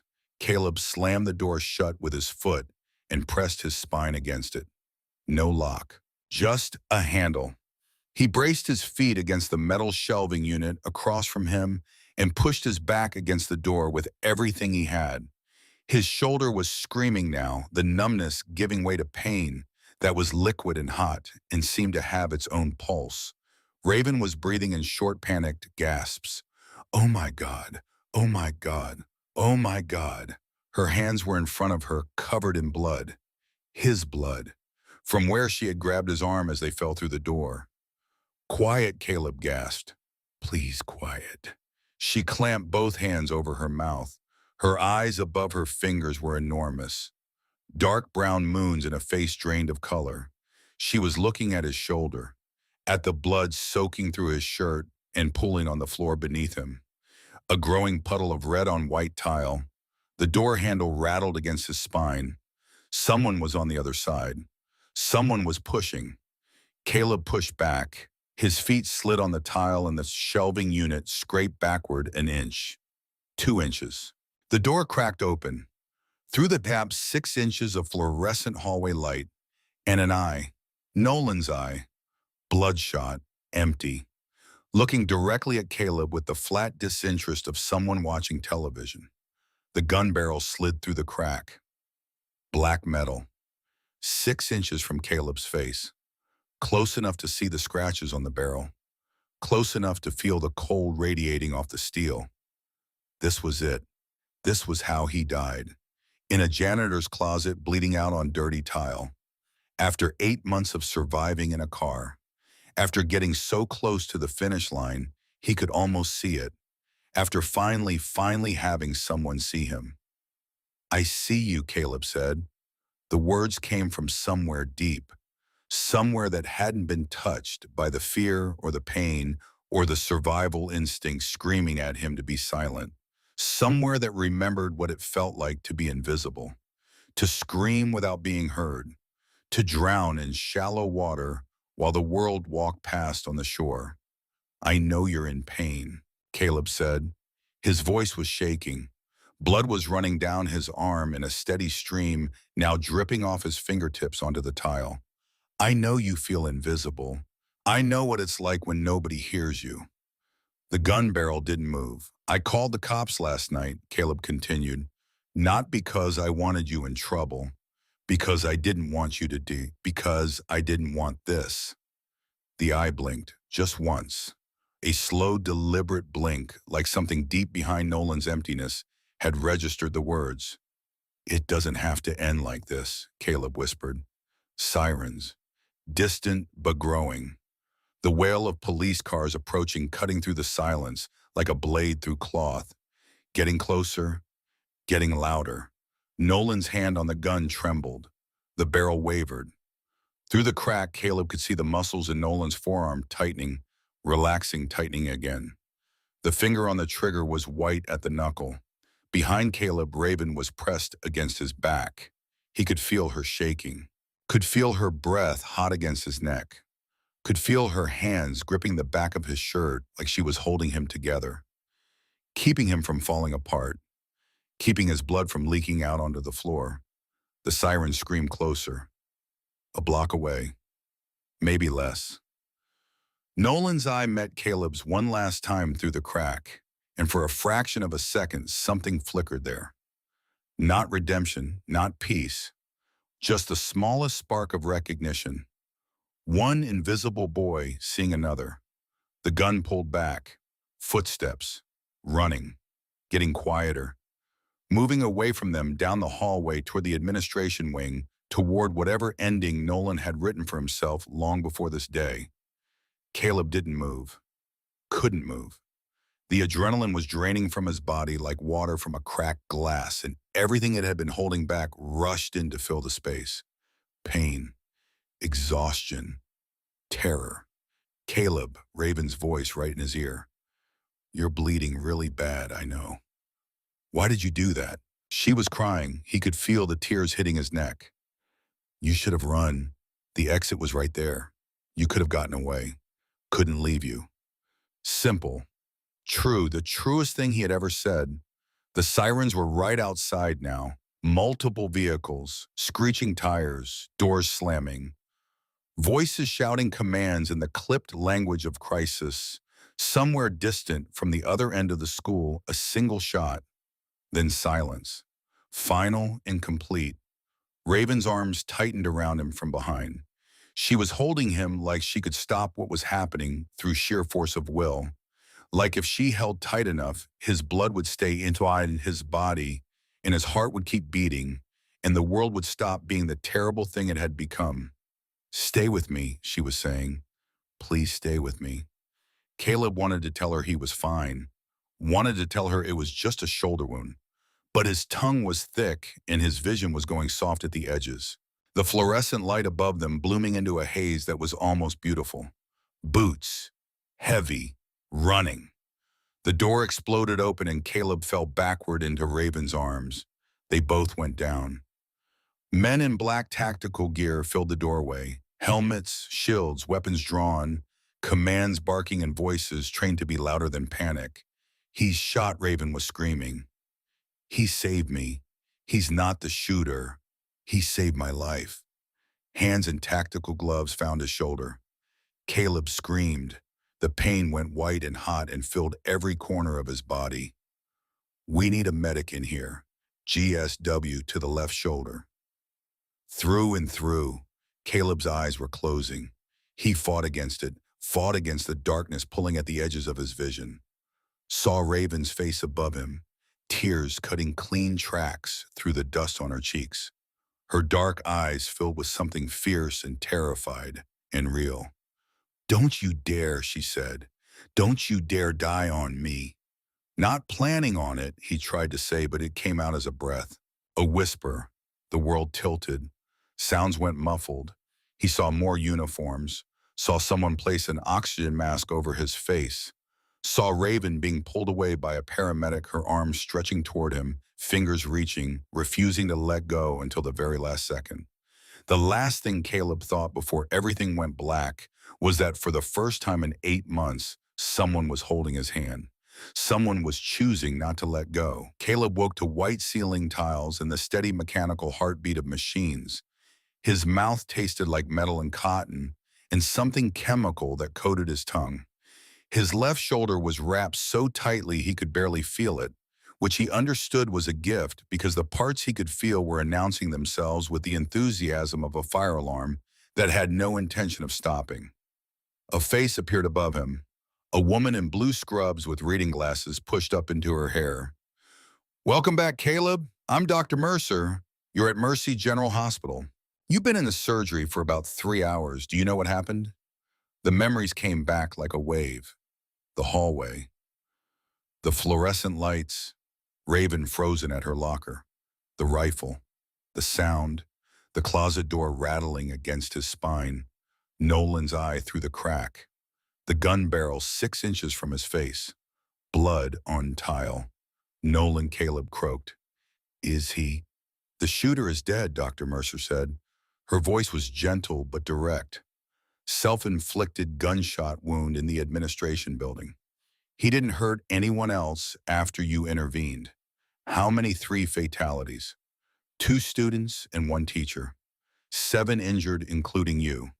3 people had gone to school that morning and would never come home. Their families were somewhere in this hospital right now, or somewhere worse, learning that ordinary had ended forever. And Caleb was lying in a bed with a bandaged shoulder and a heartbeat and the terrible, burning knowledge that he was alive because he chose to run toward the bullets and not because the bullets chose to miss him. The bullet went clean through your shoulder." Dr. Mercer continued. "Missed the subclavian artery by about 2 centimeters. You're going to be sore for a while. Physical therapy will be necessary, but you'll recover fully. Like a shoulder wound was something you recovered from fully. Like the bullet left a hole only in the muscle and not in every other part of you. There's someone who's been waiting to see you," Dr. Mercer said. "She arrived while you were in surgery and has refused to leave. Something about describing in detail what would happen to my car if I didn't let her in." The door opened and Raven appeared. She looked smaller than she had in the hallway.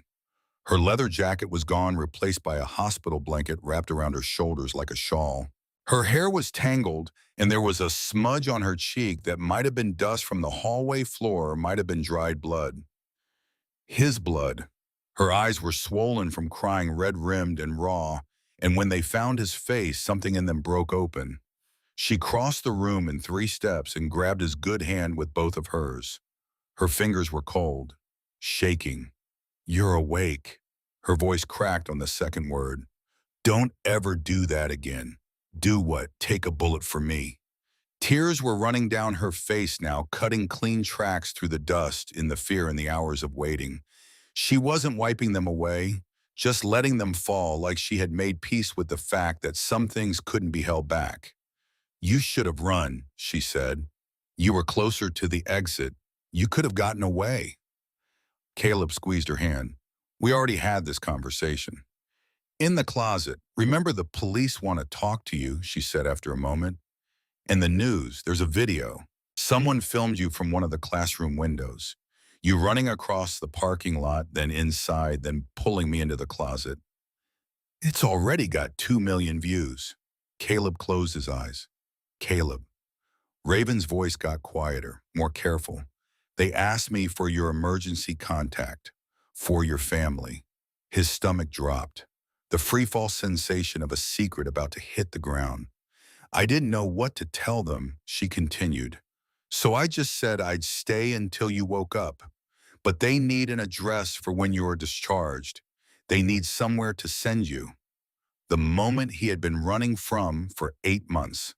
The moment where the camouflage failed and the walls came down and the whole fragile architecture of his survival collapsed under the weight of a single question. "I don't have an address," Caleb said quietly.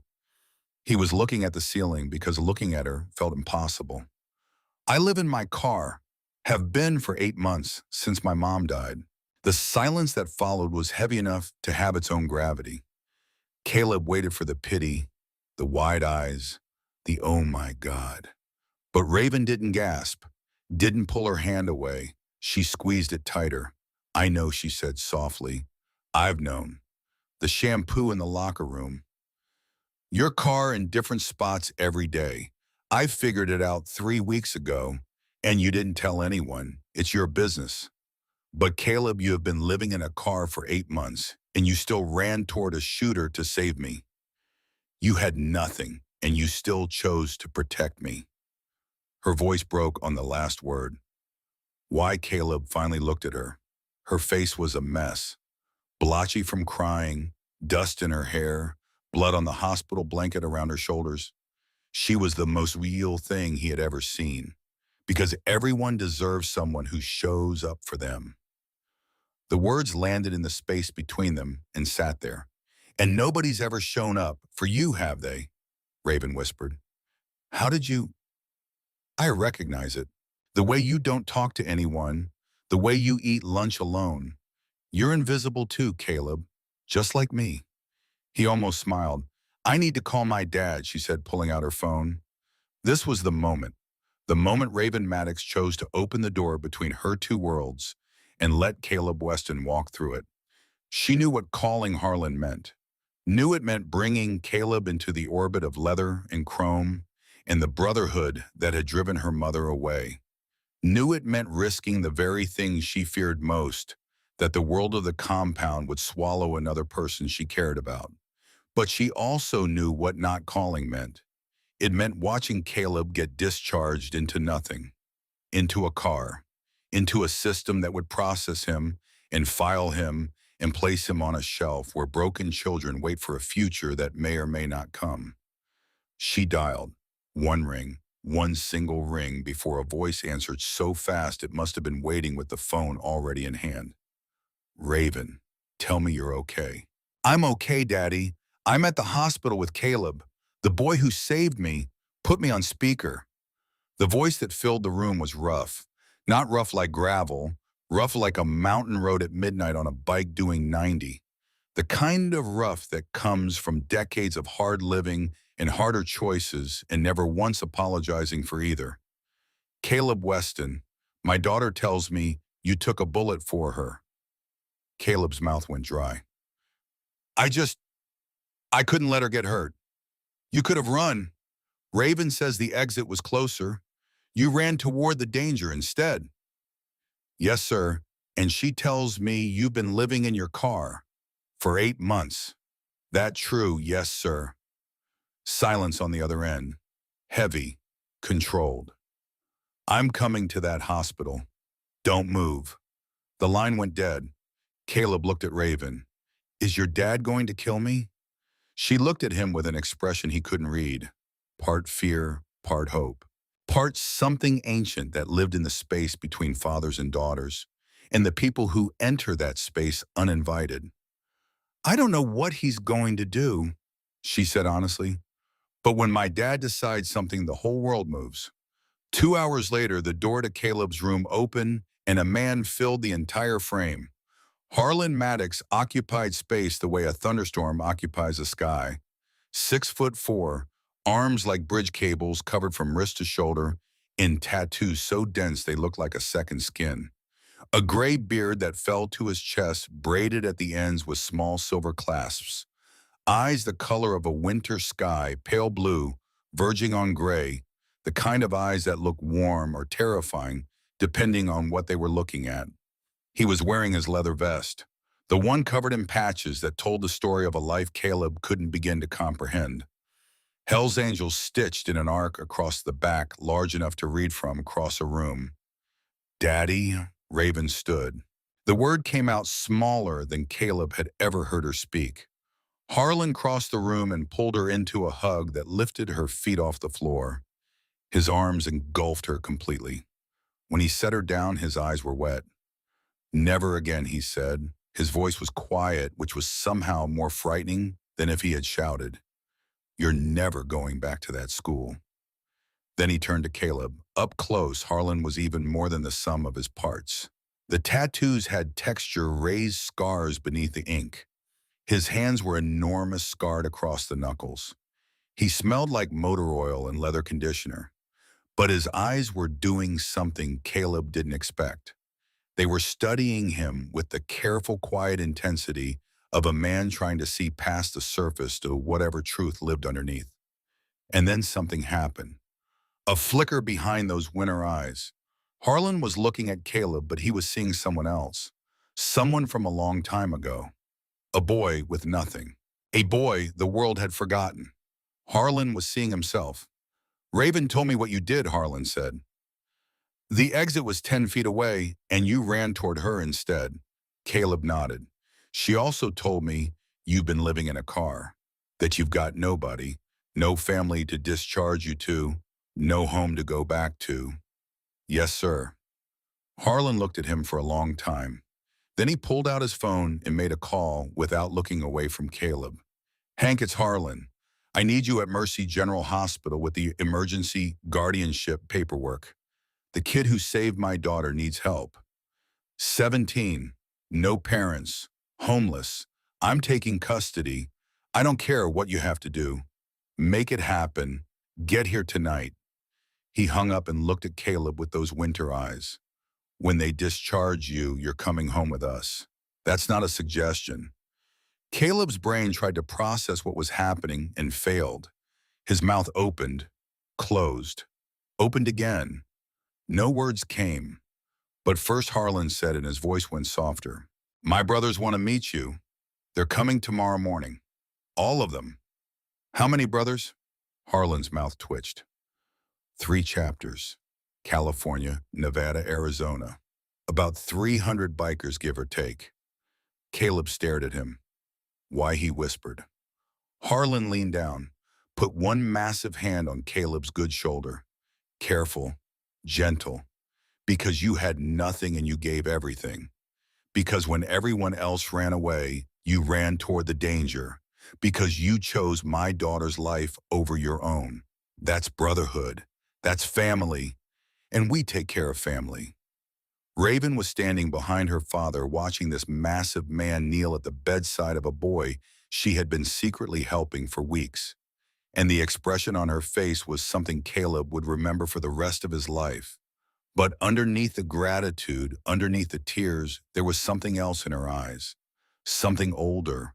Something that had been there since the morning her mother's closet stood empty.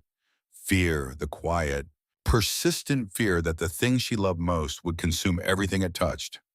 That night after Harlan left with promises to return at dawn, Raven sat in the chair beside Caleb's bed and didn't leave.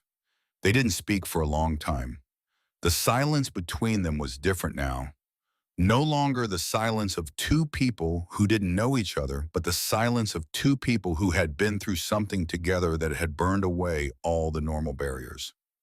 Small talk felt absurd. Surface conversation felt like a lie. So they sat in the quiet and let it hold them. Raven watched the heart monitor trace its green line across the screen. Each peak was proof that Caleb was alive. Each steady beep was a rebuttal to the afternoon, to the closet, to the gun barrel 6 inches from his face. She counted the beeps the way she used to count the seconds between lightning and thunder when storms rolled across the desert toward the compound. 1 Mississippi, 2 Mississippi. Each second of distance between her and the danger. But the danger had already arrived and departed, and what was left in its wake was something she didn't have a map for. Gratitude, yes. Relief, obviously. But underneath those something heavier. The weight of knowing that someone had chosen her. Not her father's name, not the compound, not the leather. Her. Raven Maddox, the girl who put shampoo in lockers because she couldn't say the words out loud.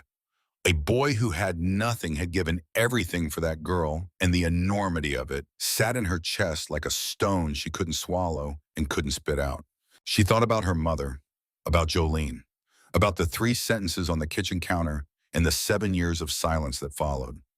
Jolene had left because she couldn't bear the weight of Harlan's world.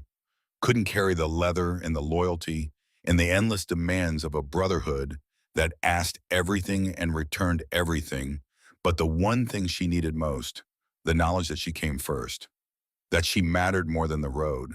And now Harlan was offering that same world to a boy in a hospital bed, offering it like a gift, like armor, like the answer to every cold night in a Honda Civic and every morning in a McDonald's bathroom and every silent lunch eaten in a car with a stray cat as the only company.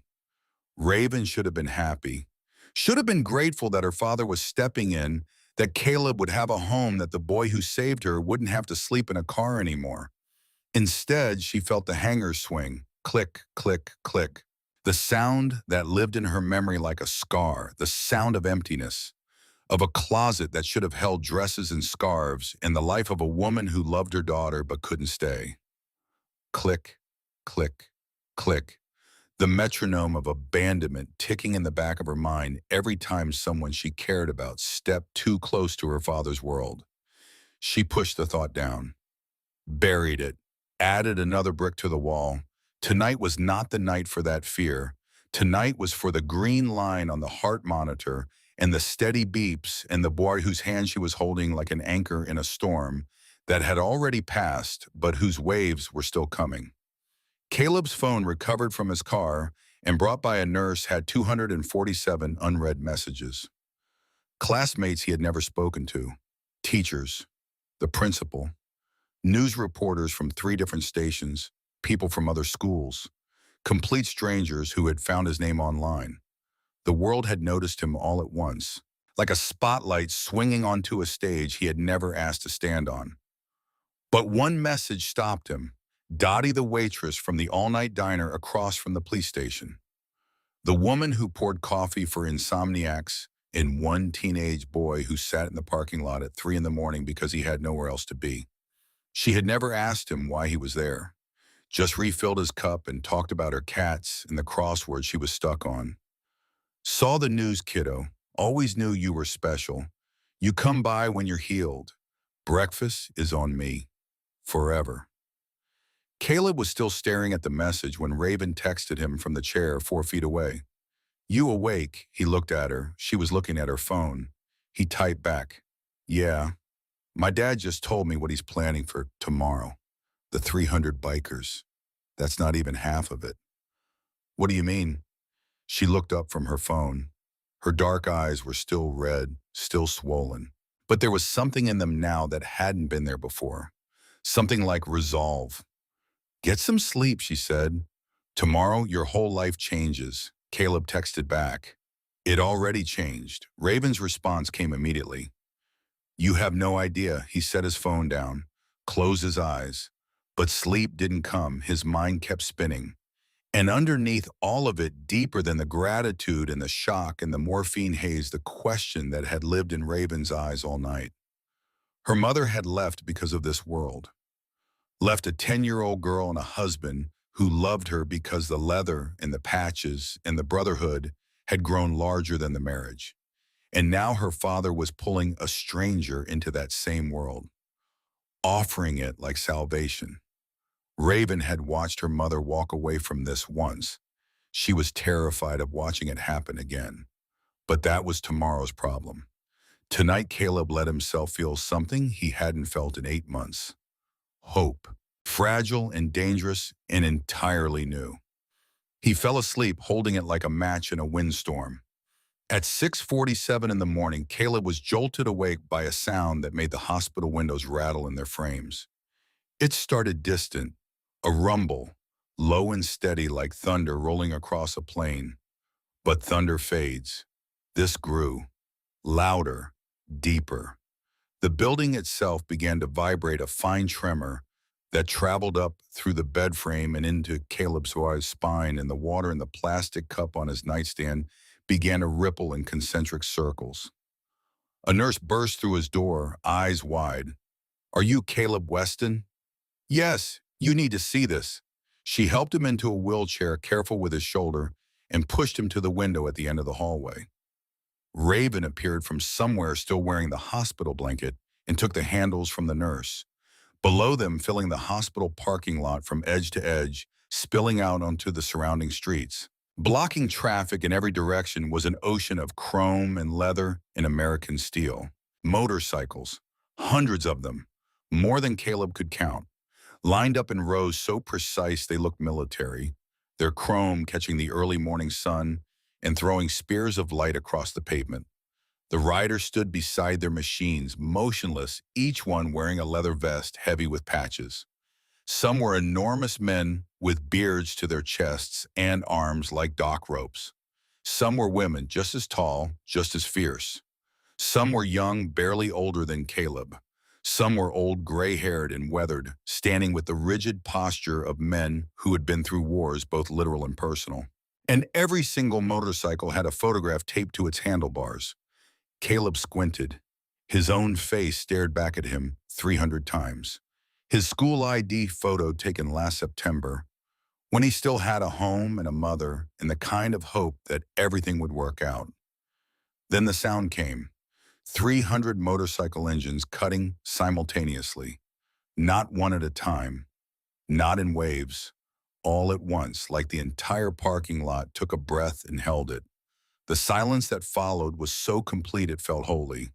They wheeled him to the elevator, down to the main floor, through the lobby where nurses and patients and family members had gathered at the glass entrance doors, phones raised recording something none of them fully understood.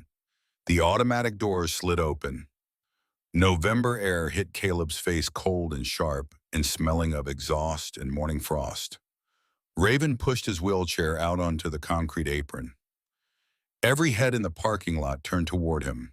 300 pairs of eyes locked onto the skinny kid in the wheelchair, with the bandage visible through his hospital gown.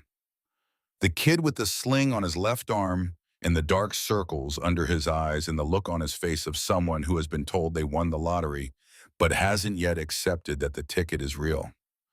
Harlan stepped forward. He was wearing his full colors. The leather vest was covered in patches that spoke a language Caleb didn't know but recognized as meaning. He walked slowly toward the wheelchair, each step deliberate, each step a statement. When he reached Caleb, he stopped. Those pale winter eyes studied the boy for a long moment. Then Harlan Maddox, president of the Hells Angels Desert, chapter 250 pounds of muscle and road-worn toughness, got down on one knee. The gesture moved through the crowd like a wave hitting a shore. 300 bikers knelt in unison. The sound of leather and denim hitting pavement echoed off the hospital walls and rolled across the parking lot and out into the street where traffic had stopped and drivers were stepping out of their cars. Some put their fists over their hearts. Some bowed their heads. Some closed their eyes. All of them knelt for a 17-year-old boy who had been sleeping in a Honda Civic and just wanted to make it to graduation. Caleb couldn't breathe, couldn't think. 300 people on their knees, for him, for the kid nobody saw, for the boy who was invisible. Tears ran down his face and he didn't try to stop them. These tears had been building for 8 months, since the night he found his mother on the bathroom floor, since the landlord changed the locks, since the first night in the car when the cold crept in, and he realized that nobody in the world knew where he was or cared enough to find out. Harlan spoke. His voice carried across the parking lot without shouting. Caleb Weston, you had nothing. Society failed you. The system abandoned you. You've been surviving alone for 8 months, sleeping in a car, carrying your mother's ashes in a glove compartment because you couldn't afford to bury her. Caleb flinched. He hadn't told anyone about the ashes. Raven, she must have seen them. And when the moment came, Harlan continued, when you could have saved yourself, you chose to save my daughter instead. You put your body between her and a bullet. That's not courage. That's not heroism. That's brotherhood. That's family. And we protect family. Harlan reached into his vest and pulled out something folded. He shook it open. A leather vest, black, heavy, worked by hand-stitch marks where someone had sewn the patches with deliberate care. On the back in embroidered letters, Honorary Brother. Above it, the Hells Angels insignia. Below it, Caleb Weston. He stood and carefully helped Caleb to his feet. Caleb swayed, still weak. But Raven was there instantly, her hand on his good arm steadying him. Harlan held the vest open. "May I?" Caleb nodded because his voice had left him.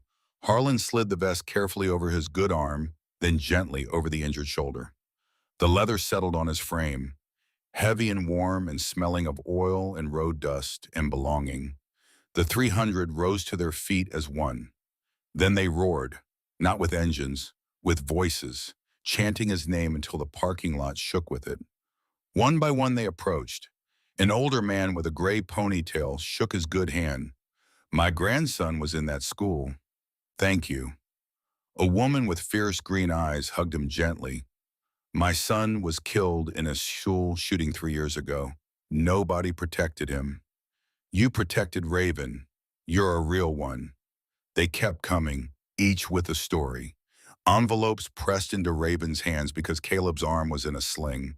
First and last month's rent, college fund, new clothes. The pile grew until Raven was holding a tower of envelopes against her chest. Caleb was crying openly. Raven was crying. Even Harlan, standing behind them, had moisture tracking through his gray beard. After every biker had paid their respects, Harlan raised his hand. Silence fell. "We ride." 300 engines roared to life simultaneously. Every bike had Caleb's photo on the handlebars. They were riding for him. 300 Hells Angels forming an honor procession for a kid who slept in a Honda Civic and fed tuna to a stray cat. They rode to an apartment complex Caleb had driven past 100 times. He had parked in its overflow lot once on a desperate night, and a security guard had knocked on his window at 2 in the morning and told him to move along. He had looked up at the lit windows and imagined the lives inside them. People cooking dinner, people sleeping in beds. The apartments had seemed as unreachable as the stars. They stopped in front of Building C, Apartment 2B. Raven helped Caleb off Harlan's bike. She reached into her jacket pocket and pulled out a key. Gold-colored, ordinary. The most extraordinary, ordinary thing Caleb had ever held. 1 year paid in full, she said.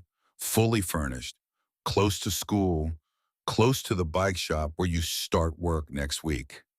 Caleb stared at the key in his palm. "The money the brothers gave you," Harlan said. $47,000.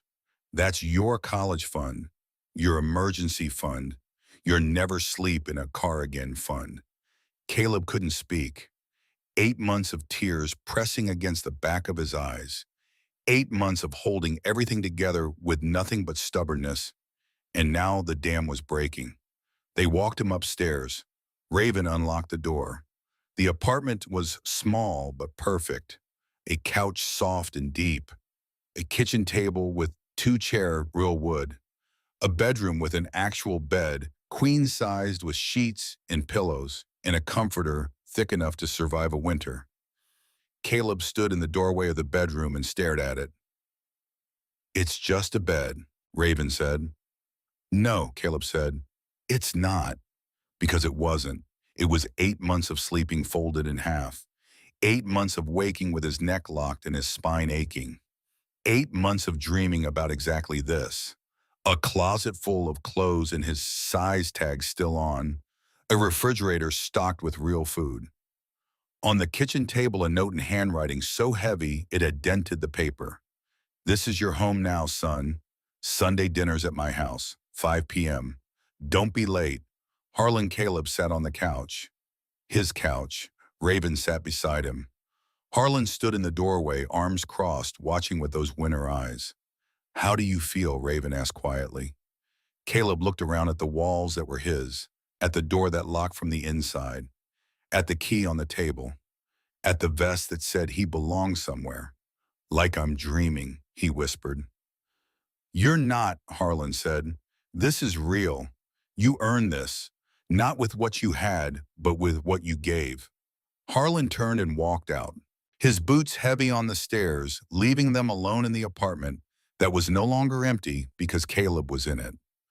The first week was a kind of vertigo. Caleb would wake up in the morning and for 3 or 4 seconds, he wouldn't know where he was. His body would brace for the steering wheel against his knees, the cramped fold of his spine, the cold air leaking through the car door seals.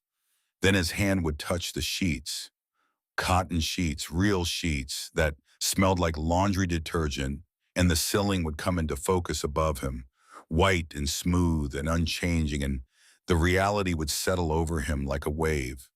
He was in a bed, in an apartment, in a home. He would lie there and listen to the sounds that homes make, the refrigerator humming in the kitchen, the heater clicking on, a neighbor's door closing down the hall, the small mechanical symphony of a life lived inside walls. And he would press his hand against the mattress and feel it push back, firm and supportive, and nothing like the driver's seat of a Honda Civic. Then the other sounds would come, the ones inside his head, the crack of a rifle, the scream of metal as a locker buckled, the rattle of a closet door against his spine, Nolan's eye through the crack, red and empty and looking at him like he was already dead. Dr. Mercer had warned him about this.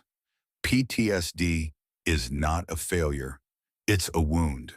And like any wound, it heals better when you treat it instead of ignoring it.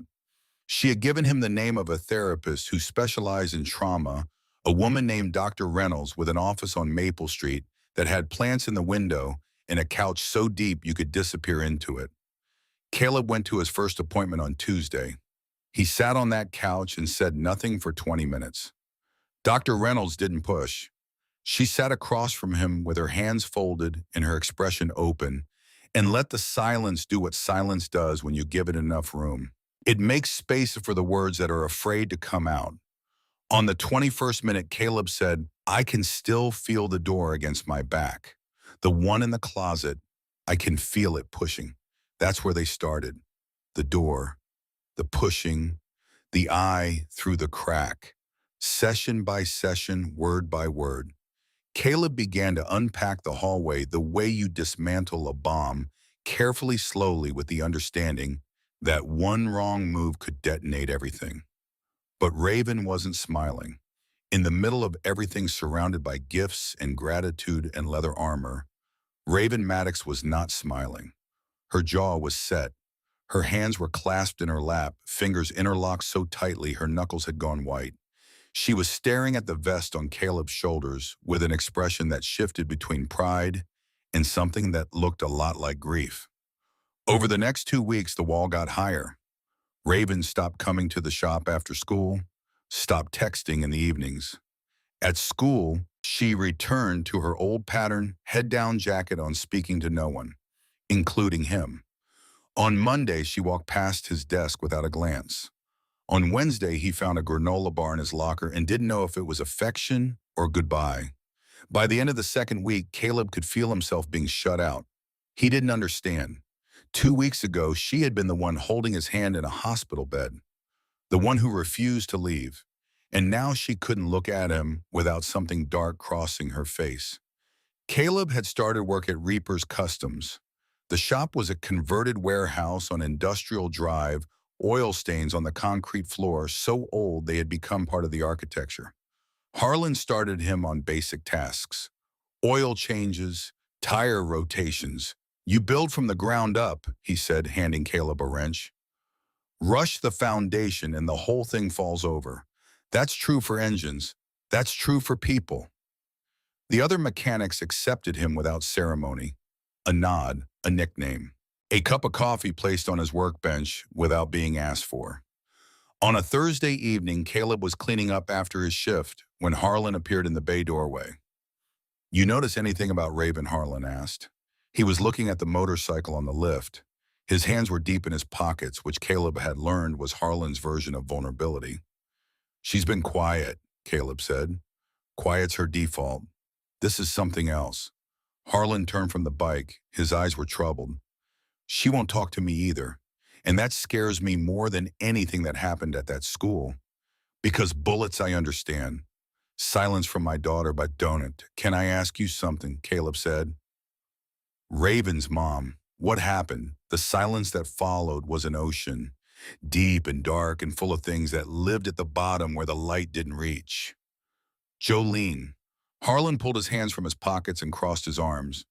We met when I was 24. She was 22. Bartender at a place called The Rail in Kingman. Prettiest woman I'd ever seen. She knew exactly what I was when she married me. She thought she could handle it. I thought I could have both worlds, her and the road, love and leather.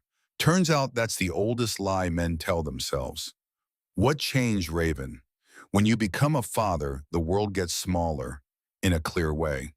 And Jolene could see that the club was pulling me away from the thing that mattered most. She asked me to step back, be a father first and a president second. She wasn't asking me to quit. She was asking me to choose. And you didn't. I was too proud. I told her the club was my family, that it made us safe, that she didn't understand. The most dangerous words a man can say to the woman he loves. You don't understand. Because what he's really saying is your feelings don't matter. So she left, packed a bag while Raven was asleep, left a note, 3 sentences. I love you. I can't do this anymore. Please forgive me. Raven was 10. Harlan nodded. And she's been paying for my mistake ever since. Every friendship she doesn't make, every person she keeps at arm's length, every time she puts on that jacket like it's armor. That's on me. She's afraid, Caleb said. The understanding clicked into place like a key turning in a lock. The wall Raven was building wasn't against him. It was against the pattern. Her father's world had consumed her mother. Now her father was pulling Caleb into that world, and Raven was watching the same story begin again with different characters. She's terrified, Harlan confirmed. And she's right to be. He looked at Caleb directly. I brought you into this because I saw myself in you, a kid with nothing. I wanted to give you what nobody gave me, but I didn't think about what it looked like from her side. From where she stands, I'm doing the same thing I did with Jolene, choosing the brotherhood over the people I love. The admission hung in the air. The kind of truth that costs something to say. What do I do? Caleb asked. This isn't your problem to solve. It's mine. I broke it. But I need you to understand something. You're not in this family because of the vest. You're in this family because Raven chose you before I ever did. She saw you. She helped you. She cared about you before she even knew your name. And I will not let my pride destroy another relationship that matters to my daughter. He turned and walked out of the bay. His boots echoed on the concrete. The next morning, Caleb found Raven in the school parking lot. She was sitting in her truck, engine off, staring at the steering wheel. Her leather jacket was zipped to her chin. Her hair was down, covering half her face like a curtain. Caleb knocked on the passenger window. She didn't look up. He knocked again. She closed her eyes for a moment, weighing the cost of letting him in against the cost of keeping him out.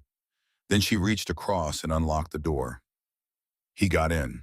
The cab smelled like motor oil and vanilla. On the dashboard, a photo was tucked into the sun visor. A woman with dark hair and Raven's exact eyes holding a baby wrapped in a yellow blanket. Jolene, before the note, before the empty closet, before the world contracted to 3 sentences in a 7-year silence. I talked to your dad last night, Caleb said. Raven's jaw tightened. About what? About your mom. About why you're afraid. About why you've been pushing me away. She still wouldn't look at him. Her hands were gripping the steering wheel even though the truck wasn't running. You don't know what it's like, she said. Her voice was low, controlled. The voice of someone holding back a flood with nothing but willpower. You don't know what it's like to love someone and watch them get swallowed by it. The leather, the patches, the brotherhood. It eats people, Caleb. It starts as a gift, then becomes an obligation, then becomes your whole identity until there's nothing left of who you were before you put it on. She paused, took a breath that shook. I was 10 years old when my mom left. I woke up and her closet was empty. The hangers were still swinging. Click, click, click. She left a note. 3 sentences. I've been carrying it in my jacket pocket for 7 years. I love you. I can't do this anymore. Please forgive me. 3 sentences. That's all I was worth. Her fingers tightened on the steering wheel until the leather creaked. And now here's my dad pulling you into the same world, giving you the vest, calling you son, and you're going to love it. I can see it already. The shop, the brothers, the road. You're going to love it the way my dad loves it, with everything you have, because you've never had anything to love before. And when you finally get something, you hold on so tight, you crush everything else. And one day, it's going to be bigger than me, bigger than us. And I'm going to be 10 years old again, listening to hangers swing. The words came out in a rush, and when they were done, Raven pressed her forehead against the steering wheel and went silent. The stillness of someone who has said the worst thing they know and is waiting to see what survives. Caleb sat in the passenger seat and watched the girl who had saved him first, before the bullets, before the bikers, before any of it break apart. He thought about what to say, about all the right words and the wrong ones, about the night he found his mother and the 8 months that followed, and the fact that he had survived, not because he was strong, but because he refused to stop moving. I'm not your father, Caleb said. Raven didn't lift her head. I'm not your mother either. I'm not going to disappear. I'm not going to get swallowed by anything. You want to know why? She looked up. Her eyes were red. Her cheeks were wet. The armor had cracked, and underneath it was just a girl. A 17-year-old girl who missed her mother and loved her father and was terrified that caring about anyone meant losing them. Because I've already lost everything, Caleb said. I've had nothing.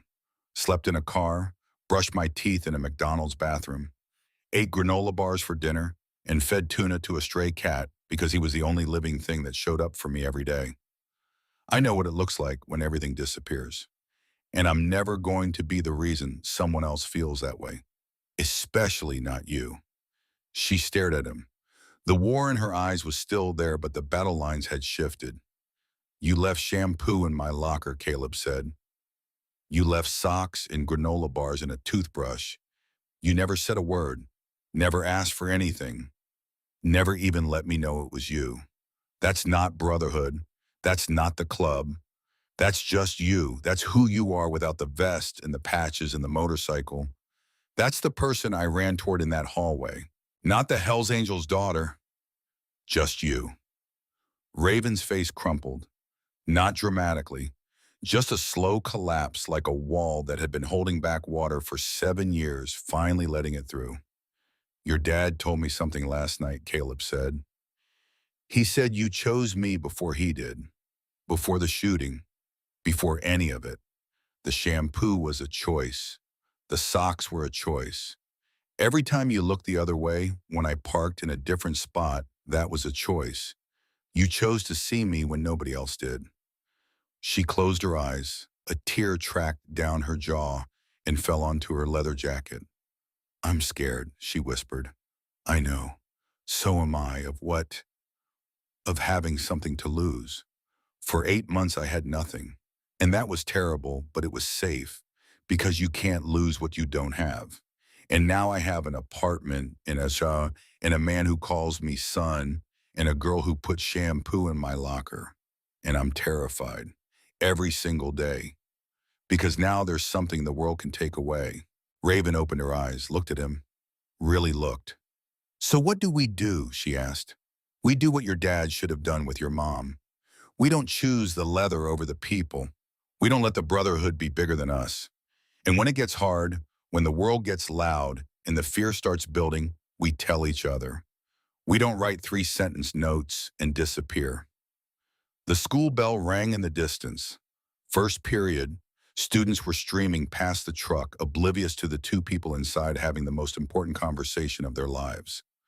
My dad wants us at Sunday dinner, she said. 5 o'clock. He's making ribs, I know.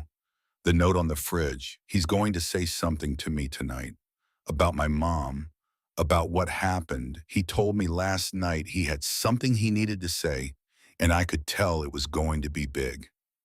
Do you want me there? She squeezed his hand. The answer came without hesitation, without the careful calculation that usually preceded every word she spoke. Yes. And in that single word, in the speed and certainty of it, Caleb heard something shift, not the sound of a wall coming down. Walls that took 7 years to build don't come down in an afternoon, but the sound of a door being unlocked. A door that had been sealed so long the hinges had rusted, and the person on the other side was pushing it open with both hands, and all the strength she had, which was considerable because Raven Maddox was the strongest person Caleb had ever known. Not strong the way her father was strong, with muscle and presence, and the ability to fill a room just by standing in it. Strong the way water is strong, the kind that wears through stone, not by force but by persistence, by showing up every day and pressing against the rock until the rock gives way. Sunday evening, 5 o'clock. Harlan's house on Ridgeback Road. The compound looked different in the evening light, softer. The motorcycles cast long shadows that stretched toward the house. The air smelled like mesquite smoke and charring meat. The dining room table was long and heavy built from reclaimed wood Harlan had salvaged from a barn in Nevada. It sat 12 and every seat was full. Raven sat next to Caleb. Harlan sat at the head. The inner circle was there. Hank the lawyer. Two older bikers from the honor ride. Dottie the waitress had come with a casserole dish because apparently she had adopted the entire Maddox family. Before they ate, Harlan stood. The room went quiet the way rooms do when he stands. Not because people are afraid, because people listen. I need to say something, he began. His voice was different tonight, stripped of authority. Just a man standing in his dining room, looking at his daughter with eyes that held more regret than a single lifetime should contain.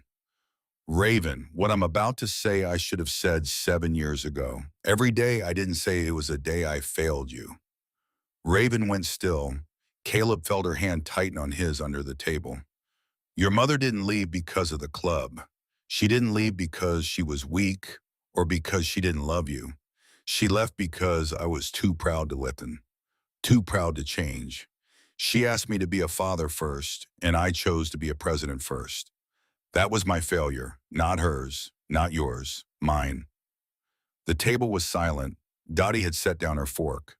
Two of the older bikers were looking at the table, jaws tight. I spent 7 years letting you blame yourself. Harlan continued, letting you think you weren't enough to make her stay. Letting you carry that note in your pocket like a wound you were too afraid to look at. And that is the worst thing I have ever done. Worse than anything the road ever put in front of me. Because I watched my daughter grow up believing she was unlovable, and I had the power to stop it, and I didn't. Because saying the truth meant admitting I was wrong. His voice broke on the last word.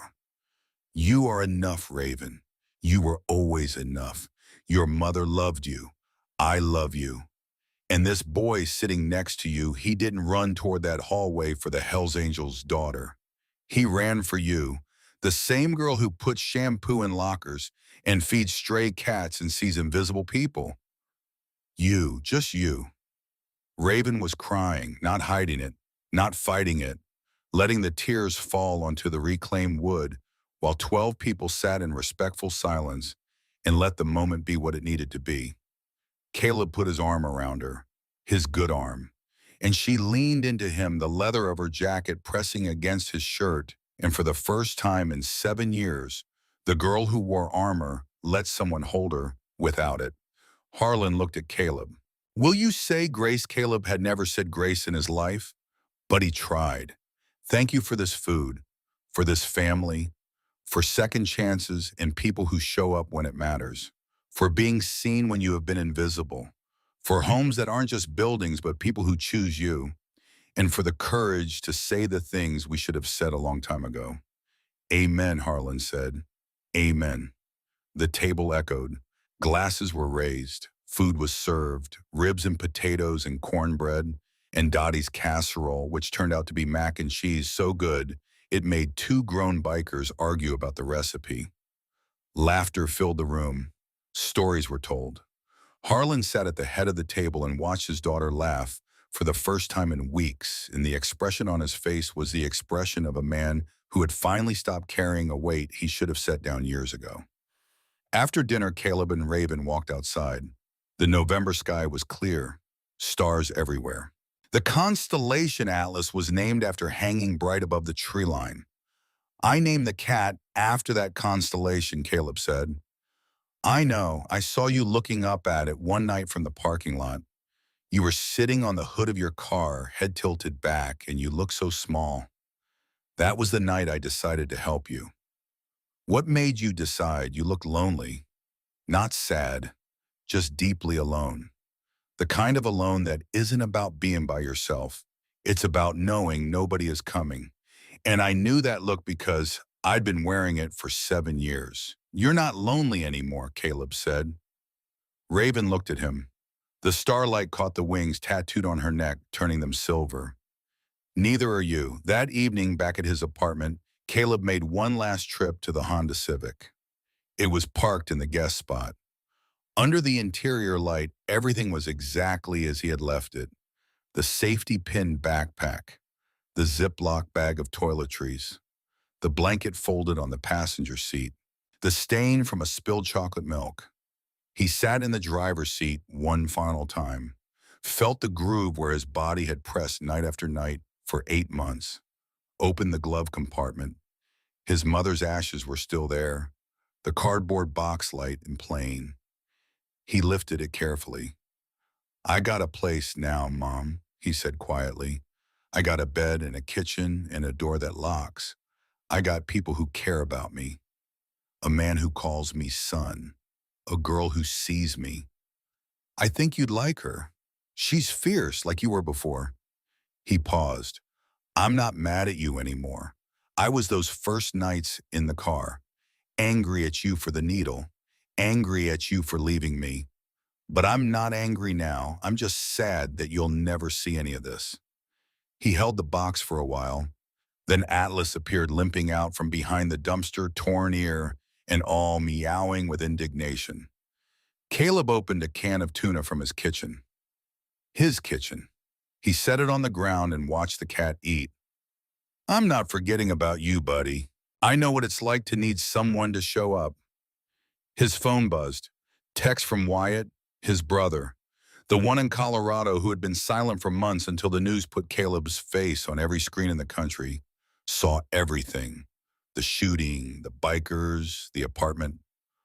Little bro, I'm proud of you. Mom would be too. I'm sorry I wasn't there. Caleb read the message 3 times. He typed back, I got a home now. You always deserved one. Can I visit? I'm never leaving again. 6 words, more than the 3 his mother left. Enough to start. Yeah, come whenever you want. There's a couch with your name on it. He walked back upstairs, set his mother's ashes on the shelf in his bedroom next to the framed community college acceptance letter and the business card from Reaper's Customs and a photograph Raven had given him that afternoon. A Polaroid of the 2 of them on the porch of Harlan's house Sunday, light on their faces. Both caught mid-laugh about something he couldn't remember but would never forget. In her room at the compound, Raven sat on her bed and reached into her jacket pocket. Her fingers found the paper. Folded, worn. The creases so deep the paper was starting to separate along the lines. 3 sentences she had carried for 7 years, like a wound she was afraid to let heal, because healing meant forgetting, and forgetting meant her mother really was gone. She unfolded the note, read it one last time. I love you. I can't do this anymore. Please forgive me. For 7 years, these words had been her compass and her prison. She had oriented her entire life around them. Every decision she made, every person she kept at arm's length, every morning she put on the leather and zipped it to her chin, was shaped by these 20 words in the empty closet they represented. The note was the proof that love was not enough, that caring about someone did not guarantee they would stay, that the safest way to live was to need no one, because needing someone gave them the power to destroy you with 3 sentences in a suitcase packed in the dark. But tonight, sitting on her bed with the sounds of her father's house settling around her, with the memory of Harlan's voice breaking on the word wrong, and Caleb's arm around her shoulders and the taste of Dottie's mac and cheese still on her tongue, Raven looked at the note and saw something she had never seen before. She saw her mother's handwriting, The way the letters leaned to the right as if even the words were trying to leave. The way the periods were pressed hard into the paper like punctuation marks driven by a hand that was shaking. The way the I in I love you was larger than all the other letters, as if Jolene had started that sentence with the biggest truth she had, and everything after it got smaller because it had to fit in the space that remained after love had taken its share. Her mother had loved her. Raven had always known this in the way, the sun is behind the clouds, even when you can't see it. But knowing and believing are different things. And for 7 years, Raven had known, without believing, had carried the fact of her mother's love like a theory she could not prove. Because the evidence, the empty closet, the swinging hangers, the 3 sentences all pointed to a different conclusion. Tonight, for the first time, she believed it. Not because of the note, because of Harlan. Because her father, the man who had never apologized for anything in his life, who had run a motorcycle club, with an iron fist and a heart that he kept locked behind a wall of leather and pride, had stood in front of 12 people and said the words that Raven had needed to hear since she was 10 years old. It wasn't your fault. You were enough. I was wrong. Those words changed the note. Not the words on the paper, those would always say what they said, but the meaning behind them. Her mother hadn't left because Raven wasn't enough. Her mother had left because Harlan wasn't listening. And that was a tragedy, a real and permanent and irreversible tragedy, but it was Harlan's tragedy, not Raven's. The weight of it belonged to him, and tonight he had finally picked it up. She opened the drawer of her nightstand, the one that held old photos and a broken watch and a dried flower from a funeral she barely remembered. She placed the note inside, carefully, gently, the way you set down something you have been carrying for so long that your hands have forgotten what it feels like to be empty. She didn't throw it away. That would have been too final, too dramatic, too much like the gesture of someone in a movie who resolves everything in a single act. Real healing doesn't work that way. Real healing is moving the weight from your pocket to a drawer, from your body to a place you can visit when you need to, but don't have to carry with you every step of every day. She closed the drawer, felt the lightness in her jacket pocket, felt the absence of the paper against her ribs. And for the first time in 7 years, the armor felt like a choice instead of a necessity. Caleb lay down in his bed. His bed. The comforter was thick and warm and smelled like nothing. Not car seats, not McDonald's bathrooms, not industrial cleaner, just clean cotton and the faint lavender of fabric softener. The most ordinary smell in the world. The most extraordinary thing he had ever experienced. His phone buzzed one last time. Raven. Good night, brother. The word was different now. Not the brotherhood of leather and chrome and 300 kneeling bikers. Something quieter. Something older. The brotherhood of two people who had seen each other at their worst and chosen to stay. Caleb set his phone on the nightstand, closed his eyes. The nightmares would still come. He knew that. The hallway, the gun, Nolan's empty eye through the crack, the sound of the door rattling against his spine. These things would visit him in the dark for months, maybe years. Harlan had already pinned a note to the refrigerator, therapy appointment, Tuesday 3 p.m. Non-negotiable. Trauma doesn't just disappear. We deal with it. The word dad was signed at the bottom, and Caleb had stared at it for a long time because the word hurt in the way only true things can. But when he woke gasping in the dark, he would not be in a car. He would be in a bed in a home surrounded by people who had chosen him. And that would not make the nightmare stop. But it would make the waking bearable. Because for the first time in 17 years, Caleb Weston was not invisible. 300 people had made sure of that. A girl with a leather jacket and wings tattooed on her neck had made sure of that. A man with winter eyes and enough courage to set his pride down in front of his daughter and say I was wrong had made sure of that. And Raven Maddox lying in her bed 11 miles out on Ridgeback Road with an empty jacket pocket and a closed drawer and the sound of her father's motorcycle rumbling in the garage below was not invisible either. Not anymore. Not since a boy with nothing ran toward her instead of away. Not since he looked at her in a truck that smelled like vanilla and oil and said the words she had been waiting 7 years to hear. That's just you. That's who you are. Just you.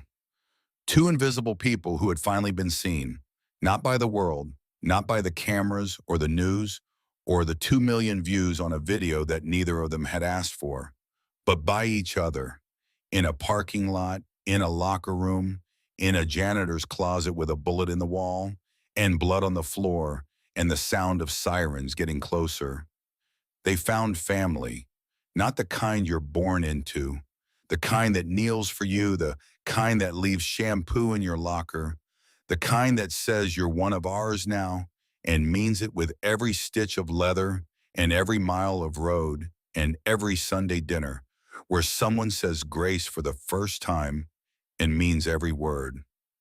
Caleb fell asleep thinking about tomorrow, about the bike shop and school and Sunday dinners and the therapy appointment that was non-negotiable, about Wyatt visiting next month, about Raven's laugh at the dinner table, about Dottie's mac and cheese, about Atlas the cat.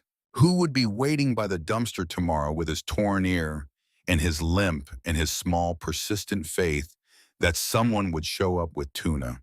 And for the first time in 8 months, Caleb dreamed not of survival, but of life.